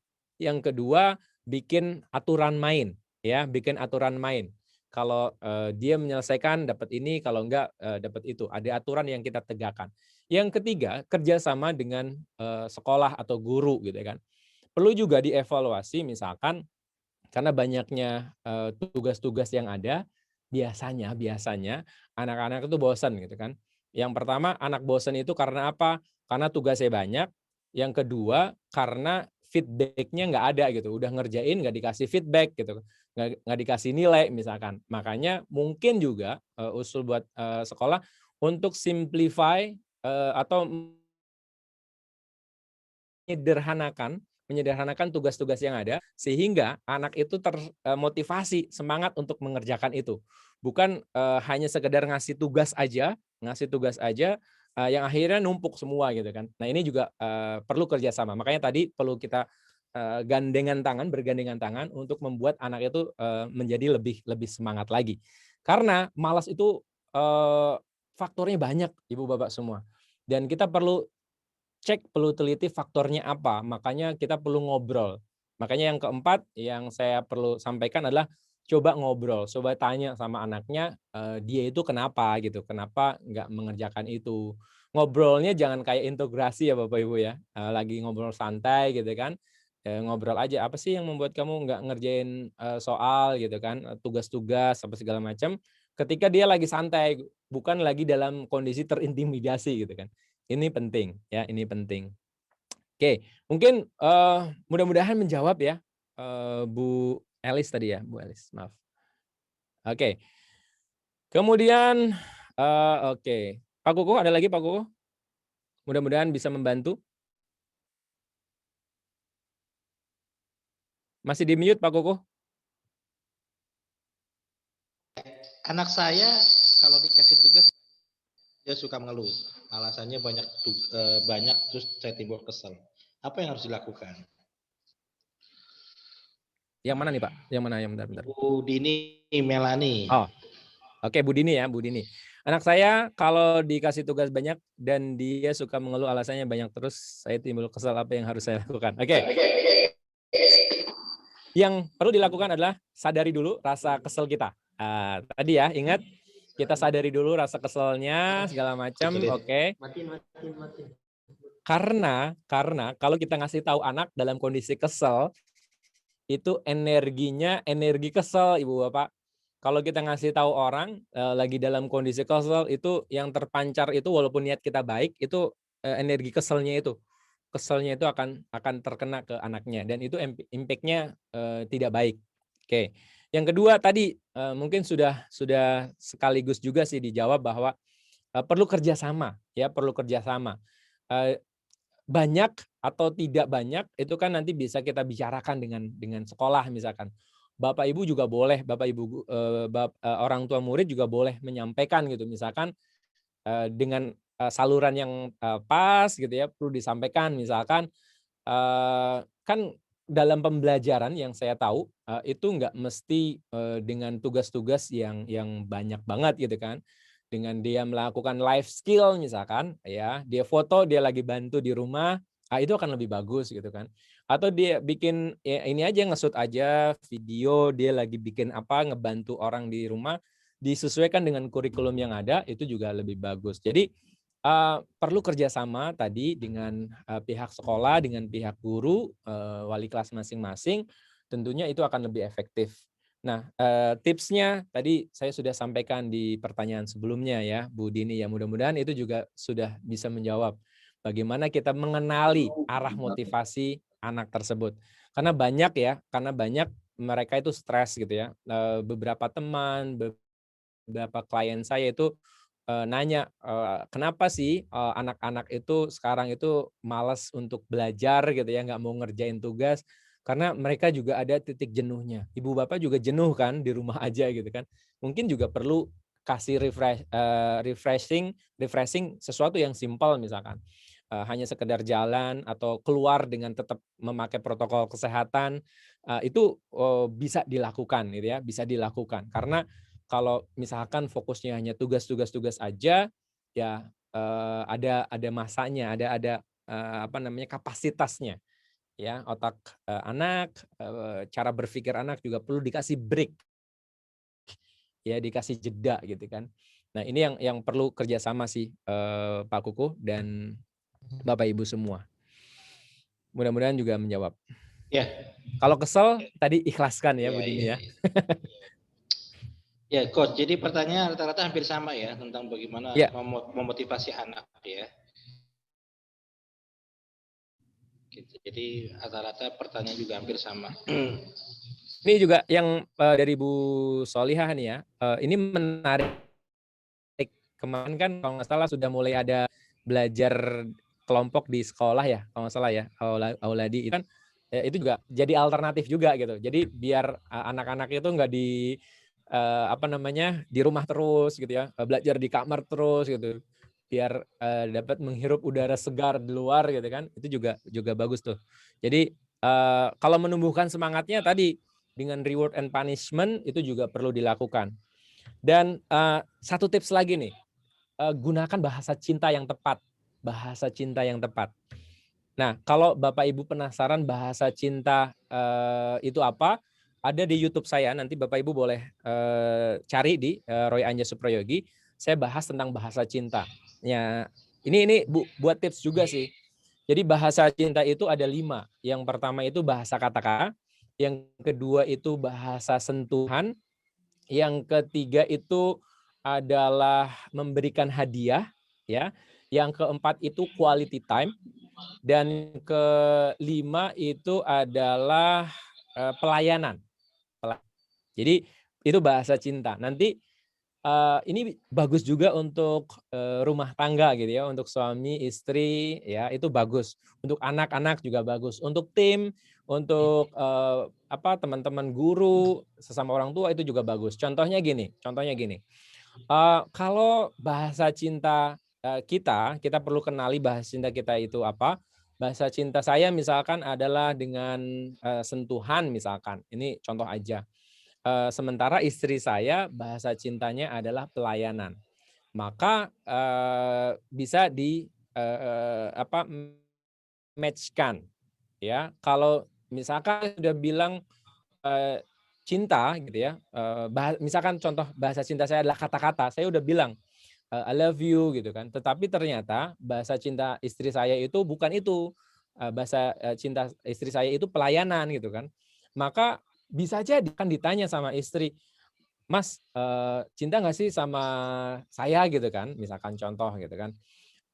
Padahal saya udah menyampaikan itu gitu kan, udah menyampaikan itu, tapi menurut istri itu belum tepat karena bahasa cinta istri saya itu pelayanan. Maka kalau saya tidak melayani, tidak membantu pekerjaan, tidak ngapain di rumah itu untuk memberikan bantuan, itu dikatakan tidak mencintai. Ya, itulah bahasa cinta. Nah, kita perlu samakan bahasa cinta kita dengan pasangan hidup kita, dengan anak-anak kita, sehingga kita bisa diterima rasa cinta kita gitu ya. Itu nanti boleh dicek di YouTube saya itu ada ya. Gitu tambahannya Pak Kukuh. Iya, iya. Ini ada juga menarik nih pertanyaannya dari Bu Citra. Apakah salah jika ada ortu ya yang tidak memaksakan anak untuk PJJ? Karena kadang-kadang sebagai ortu dalam kondisi tidak siap. Ibu siapa di sini? Ibu Citra. Ibu Citra ya. Apakah salah sebagai orang tua kalau ada masanya kami tidak memaksakan untuk PJJ? Kadang-kadang kita juga sebagai orang tua dalam kondisi tidak siap. Oke. Kita yang tahu kondisi kita dan kita bisa bikin strategi ya. Orang tua bisa bikin strategi. Mungkin ketika load-nya lagi tinggi-tingginya gitu ya, misalkan contohnya pekerjaan kita lagi banyak sebagai karyawan segala macam, kita belum siap gitu ya. Tinggal ibu bapak perlu cek lagi deadline tugasnya itu kapan gitu ya. Deadline tugasnya itu kapan. Jadi untuk bapak ibu guru juga pesannya mungkin nggak bisa singkat gitu, misalkan hanya hari itu aja gitu. Setahu saya kalau misalkan tugas itu bisa dipanjangin, misalkan ada deadline-nya misalkan 1, 2, atau 3 hari gitu kan. Atau misalkan biasanya di beberapa sekolah itu kan ada ujian online gitu ya, pakai kuisis dan lain sebagainya, itu kan dikasih jangka waktu tuh. Ya, ketika kasih jangka waktu itu, Bapak Ibu juga bisa memberikan mengatur strategi sebenarnya. Oke, nggak apa-apa, kamu nggak usah kerjain dulu itu gitu ya. Nanti kalau kamu sudah enak gitu ya, feel-nya udah bagus, silahkan kerjakan gitu. Itu boleh. Dan itu yang tahu adalah Bapak Ibu sebagai orang tua. Tahu mood-nya anak seperti apa. Nah, yang perlu dikasih tahu adalah contoh misalkan kelasnya udah kelas tinggi gitu kan. Pemahaman yang benar ya, kenapa kita harus belajar, kenapa kita harus mengerjakan tugas, itu yang perlu pondasi sebenarnya. Ya bisa jadi nanti kita ngobrol tentang cita-cita gitu kan, ngobrol tentang impian anak-anak gitu. Nah, kita masuk dari situ ya, bisa masuk dari salah satunya adalah kalau Ananda pengen menjadi seorang dokter, tentunya perlu mengerjakan dong ya tugas-tugas, terutama tugas-tugas matematika, tugas-tugas IPA dan lain sebagainya yang diberikan oleh sekolah.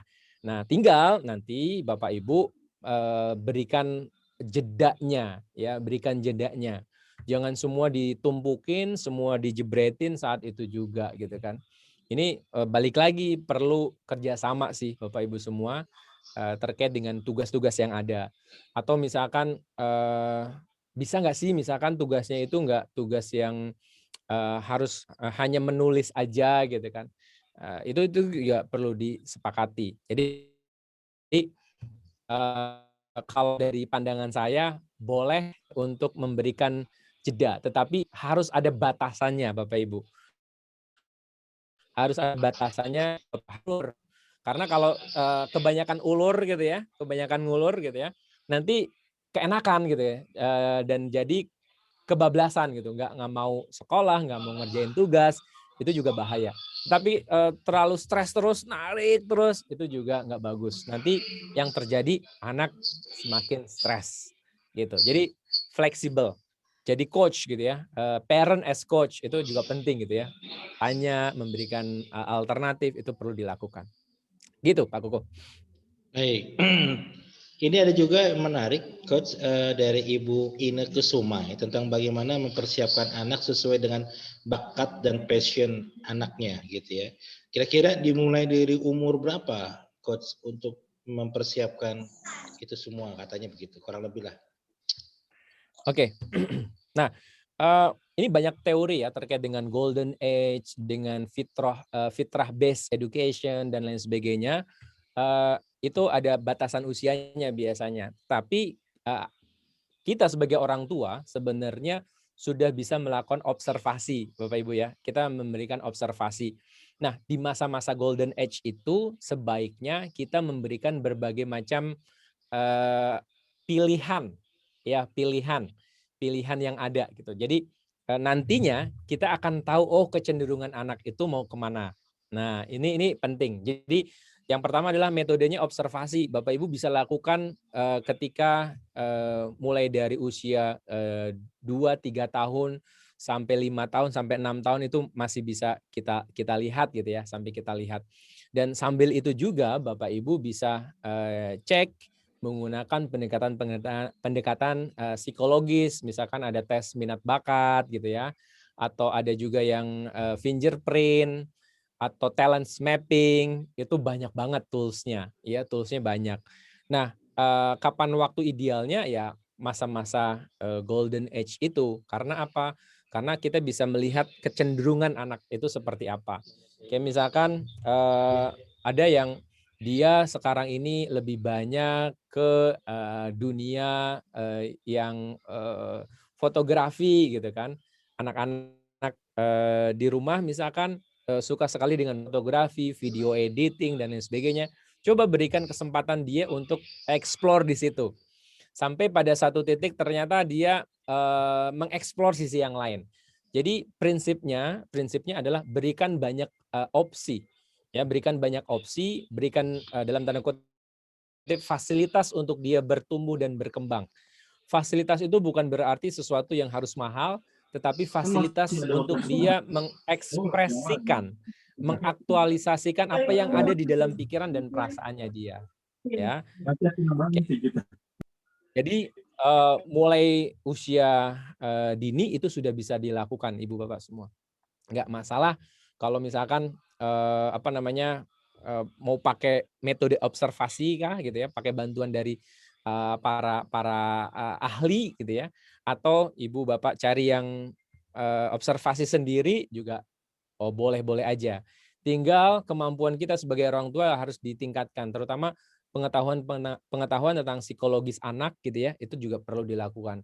Ada banyak para pembicara di luar sana yang spesialisasinya misalkan di Ustadz Benri untuk ayah gitu kan, Fatherman, kemudian Ibu Eri Risman, kemudian Ustadz yang siapa tuh? Saya lupa, yang Fitrah Based Education, itu banyak banget ya, sumber-sumbernya banyak banget. Tetapi pada prinsipnya adalah berikan kesempatan buat anak untuk mendapatkan banyak opsi, mendapatkan banyak eksplorasi kaitannya dengan tadi bakat anak. Thank you. Baik, terima kasih. Ini terakhir ya, ini kebetulan ada titipan Japri atau pertanyaan ya, yang Japri ke saya. Terakhir ini coach saja terakhir pertanyaan. Ya. Ini bagaimana cara menghilangkan? Ya, ini ada orang tua yang ingin bertanya, anaknya ingin menghilangkan trauma terhadap anaknya, gitu ya. Yang trauma ketika melihat orang yang telah menabrak gitu ayahnya hingga sakit dan akhirnya meninggal dunia katanya. Nah, itu menghilangkan traumanya seperti apa? Gitu coach. Kalau menghilangkan trauma, apalagi dengan kondisi yang sangat berkesan, itu memang butuh bantuan psikoterapis, psikolog atau hipnoterapis. Jadi mungkin kalau Bapak Ibu punya background itu atau punya tekniknya, it's okay. Tetapi kalau enggak, memang butuh untuk bantuan profesional. Karena itu biasanya kalau dari cerita itu saya menangkap itu kesannya mendalam gitu ya, kesannya mendalam ya, karena ada tadi kecelakaan, ada yang nabrak dan lain sebagainya gitu kan. Nah, itu perlu bantuan. Tapi cara singkatnya adalah ajak dia, usianya berapa kalau boleh tahu Pak Kukuh? Ada yang bisa disampaikan? Masih mute, masih mute. Kurang lebih 10 tahun. Kurang 10 tahun. Oke. Kalau 10 tahun itu sudah bisa diajak interaksi. Ya, sudah bisa diajak interaksi. Ini tekniknya adalah teknik macam-macam sih ya. Pakai teknik tadi mengikhlaskan juga boleh. Nanti gini. Boleh dipraktekkan. Jadi ajak anak untuk duduk santai rileks gitu ya. Terus ngebayangin. Yang pertama adalah ngebayangin wajah orang yang nabrak itu. Oke. Ya, boleh dicatat juga, boleh direkam gitu ya. Yang pertama adalah minta anak untuk ngebayangin orang yang nabrak tersebut. Oke. Kalau sudah, kemudian tanya apa yang dia rasakan. Kalau ngebayangin aja rasanya itu sudah sebel, trauma dan lain sebagainya, coba tanya, kamu ada sensasi apa di tubuh yang kayaknya rasa sebelnya itu ada di mana gitu. Umur 10 tahun sih udah bisa. Ya, umur 10 tahun udah bisa untuk merasakan sensasi yang ada di dalam tubuh. Oke, Bunda, saya rasa sebelnya ada di dada misalkan. Oke. Minta dia untuk meletakkan tangannya di dada, dan ditepuk-tepuk perlahan-lahan, ya, ditepuk-tepuk perlahan-lahan. Oke, yang perlu dicek adalah ketika melihat atau mendengar, mungkin ada yang dia dengar gitu ya, itu juga perlu ditanya, melihat, mendengar, kemudian merasakan, ya, dan rasanya itu yang akan dihilangkan kan. Nah, setelah itu bunda, ayah, ya, itu bisa ajak dia untuk mengikhlaskan. Sambil ditepuk perlahan-lahan, ya Allah, saya ikhlaskan, saya pasrahkan rasa sebel, rasa trauma kepada, sebutin kalau tahu namanya, kepada si Bapak A, B, C misalkan contoh, saya ikhlaskan, saya pasrahkan hanya kepadamu ya Allah. Kemudian dan saya sangat mencintai ayah saya, gitu. Misalkan kayak gitu. Itu boleh, nggak apa-apa, disebutin aja, disebutin. Terus sampai kemudian kalau dia nangis atau apa, nggak apa-apa, biarin aja dia nangis. Kalau istilahnya di psikologi itu reaction gitu ya, reaksinya macam-macam. Terus sampai dibantu, sampai kemudian dia reda. Ya, biasanya dia udah feel-nya beda, feel-nya beda. Nah, terakhir ditutup, tanya sama anandanya, apa hikmah yang kamu dapetin ya ketika hari ini kamu masih tetap bisa menjalani kehidupan ini gitu. Apa sisi baiknya? Apa sisi baiknya? Dan saya sih biasanya anak 10 tahun itu udah mulai bisa diajak untuk menemukan itu ya, untuk menemukan sisi baiknya apa gitu. Itu kalau mau mencoba di rumah, kalau nggak bisa ya harus ketemu dengan psikolog, terapis atau hipnoterapis itu bisa. Gitu. Kurang lebih Pak Kuko. Oke, terima kasih Coach. Baik, ayah bunda yang dirahmati Allah. Ini tak terasa ya sudah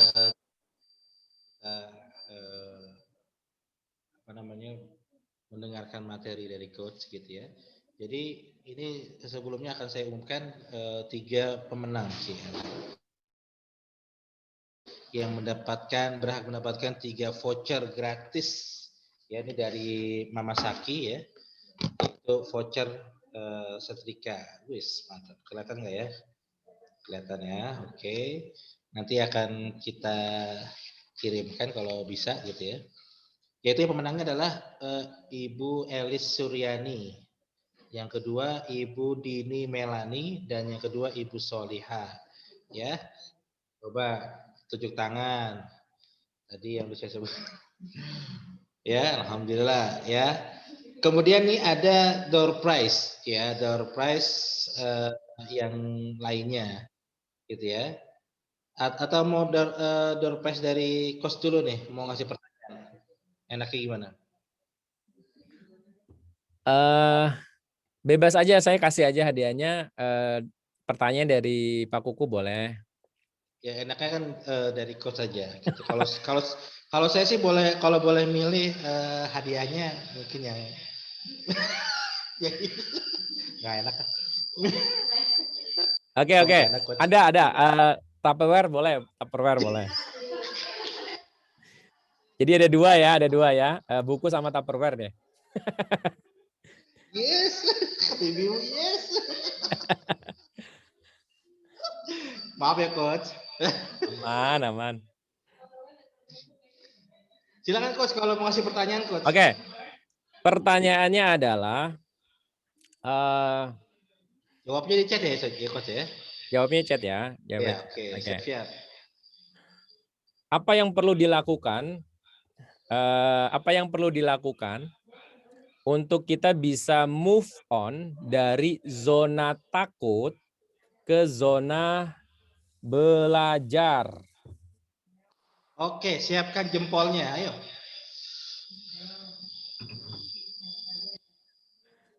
Coba diulang lagi Coach. Bagaimana? Oke, udah ada yang jawab tuh. Sebentar. Untuk pertanyaan ini dari pertama yang paling cepat ya. Bentar. Ibu Citra menerima keadaan. Oke, kemudian feel, accept, reframe. Oke. Sip. Jadi yang dapat itu 3 orang ya, yang dapat 3 orang. Wah. Ini Oh, dapat pesan sponsor dari istri, nggak apa-apa 3. Masya Allah. Yes. Oke. Yes, yes. Jadi yang dapat untuk pertanyaan ini adalah Ibu Citra, guru kelas 5 aja Pak. Enggak. Dari Bu Citra, ini Ibu Rizky ya, Ibu Rizky Amelia, sama Bu Akila, atau orang tuanya Akila gitu ya. Jadi 3 orang pertama itu yang akan dapat hadiah Tupperware. Ini ada nih. Oh, Masya Allah. Yeay. Masya Allah. Siapa dulu yang lobby ya? Terima kasih sama Pak Kuku tuh. Luar biasa. Itu ibarat seperti menemukan harta karun itu kayaknya. Oke. Ya, jadi betul ya. Yang pertama itu yang paling basic itu adalah menerima, acceptance ya, itu basic banget. Yang lainnya itu tambahan ya. Misalkan kayak cheese-nya, VAR-nya dan lain sebagainya itu tambahan. Tapi yang paling basic adalah kita menerima itu. Pasrah. Oke, sekarang ini saya mau ngasih pertanyaan yang berkaitan dengan materi. Nanti yang mengkoreksi jawabannya silakan coach ya, yang lebih paham lagi ya. Sekarang apa perbedaan cinta dan suka? Yuk, cepat. Versi saya ya tadi ya. Ya, betul. Versi coach ya. Ya. Apa perbedaan cinta dan suka? Bu Rita. Cinta tak beralasan, suka beralasan. Oke. Yang paling cepat ya, paling ya, cepat. Betul. Paling Oke, cepat. cukup. Sudah ya, dapat ya. Ya, udah. Jadi siapa coach? Bu Rita. Ibu Rita. Oke, Ibu Rita saya catat. Ya, alhamdulillah. Terima kasih. Selanjutnya, pertanyaan selanjutnya. Yang Bu Rita hadiahnya apa tuh, Pak Koko? Oh, ada nanti. Ini kayaknya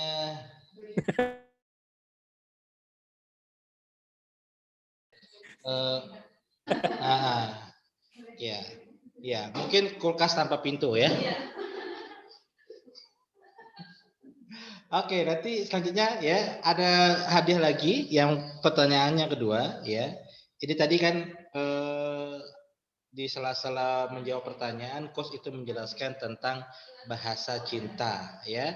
Sebutkan 3 saja bahasa cinta. Ya, sebutkan 3 saja, nggak usah banyak. 3 bahasa cinta. Silakan. Sekaligus ya, nulisnya sekaligus, jangan satu-satu. Iya, sekaligus. Oke, Bunda Akhtar udah dapat. Wis, mantap Bunda Akhtar. Bunda Akhtar, tepuk tangan dong. Oke, terakhir. Nah, ini hadiah utamanya ya. Ya, hadiah utamanya adalah dapat tanda tangan Pak RW.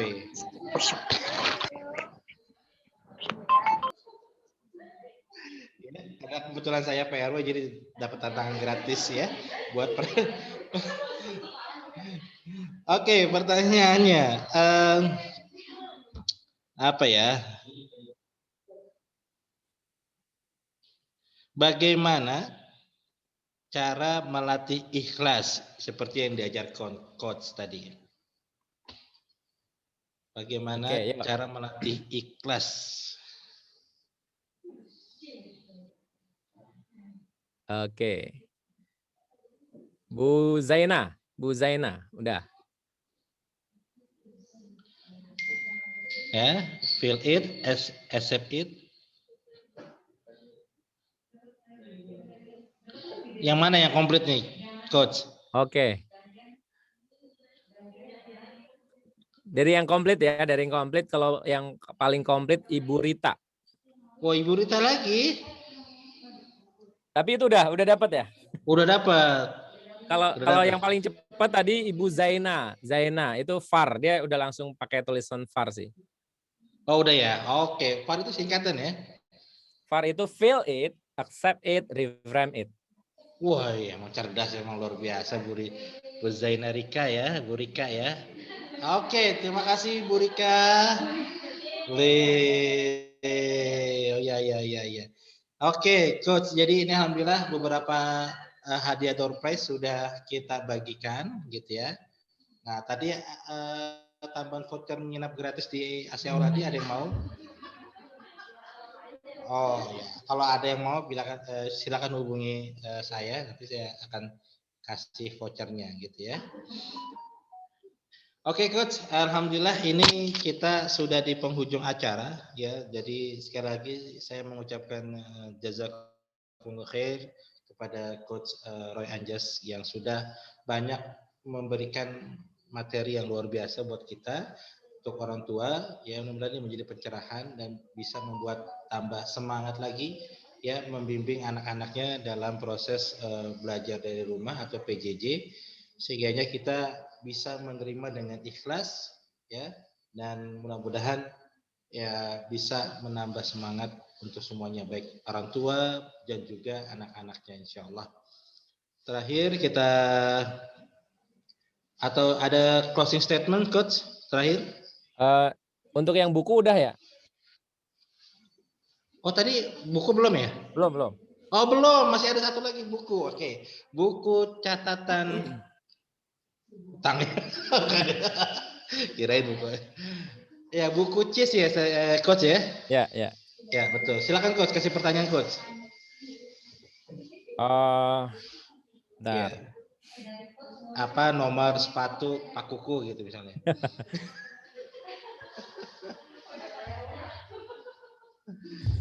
Sebentar.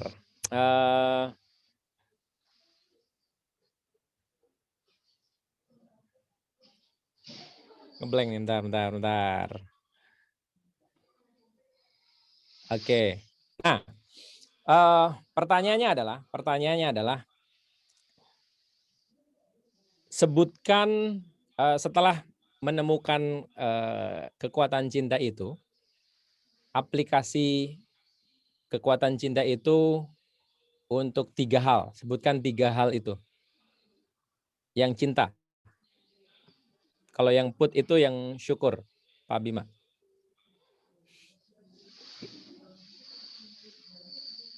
Ya. Yang ikhlas ya. Saya kasih clue-nya. Itu dia. Nah ini ada nih yang benar nih. Benar nggak Coach? Bu Rita lagi ya tapi yang menjawab ya. Tapi di bawahnya ada Coach. Cinta identitas, betul, mencintai identitas. Oke.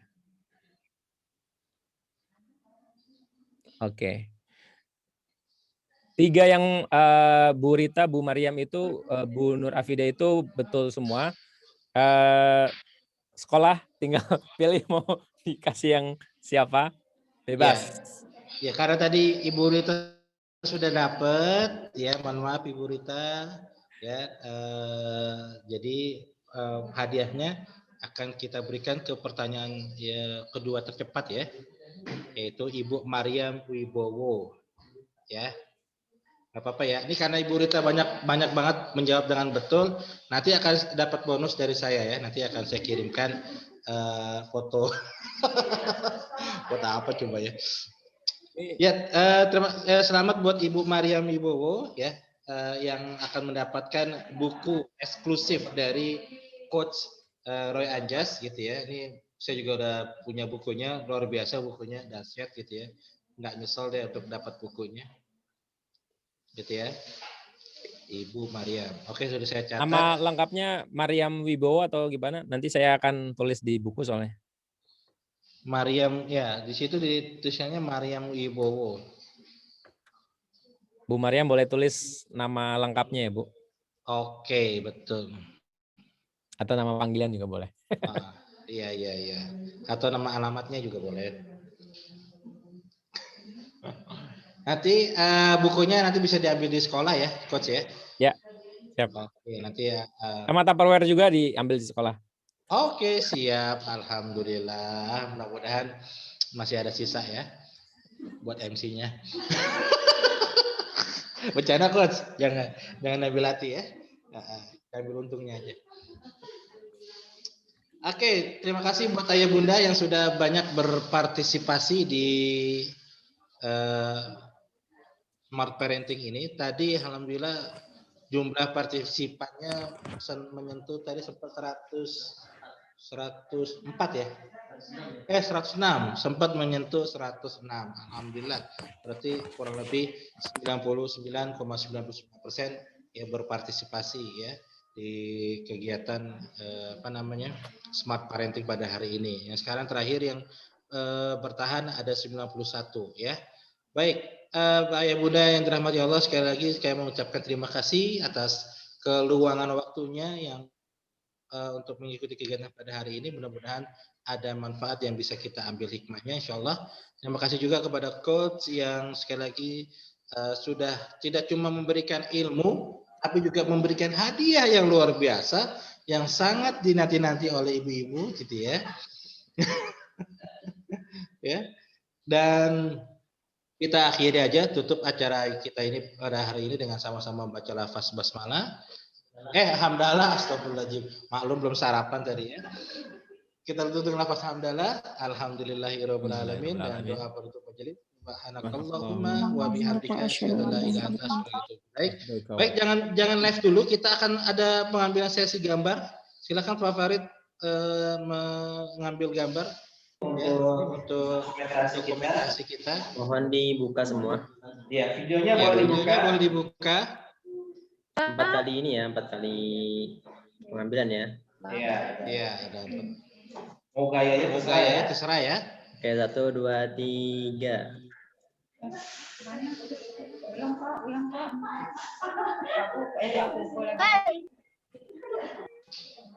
Bentar. Lagi ya. 1, 2, 3. Bentar, ini di save dulu nih, agak lama ya. Jangan lama nih. Bibirnya kering.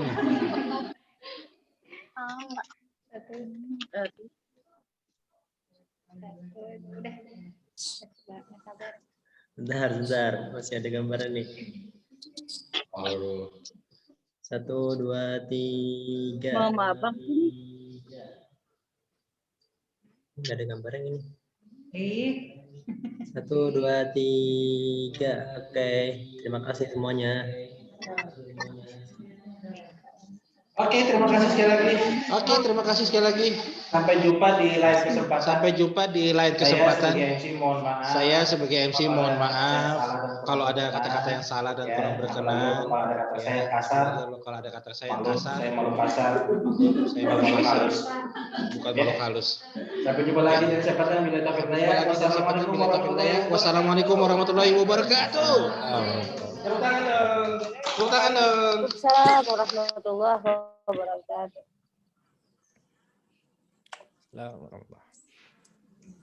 Ya, alhamdulillah sudah selesai ya. Saya sebagai moderator mungkin ya, moderator awal. Pak Anjas ada YouTube nggak biar bisa? Ya, mungkin untuk sebelum live yang ada di sini bisa kepoin, bisa lihat-lihat YouTube-nya Pak Anjas. Apa Pak Anjas namanya? Roy Anjas Suprayogi, ketik aja gitu. Ya, seperti yang namanya ya, Roy Anjas Suprayogi. Nanti jelas kok, langsung ada. Nah, di situ mungkin nanti banyak ayah bunda bisa belajar terkait motivasi-motivasi untuk diri, untuk keluarga, untuk anak-anak di rumah. Mungkin hari ini sudah selesai agendanya. Apa-apa yang ingin ditanyakan, mungkin nanti bisa langsung ke Pak Anjas langsung atau lewat YouTube-nya. Silahkan, boleh. Saya sebagai moderator awal turut undur diri. Assalamualaikum warahmatullahi wabarakatuh. Salam. Terima kasih. Bapak Ibu semua, terima kasih. Ya, silakan.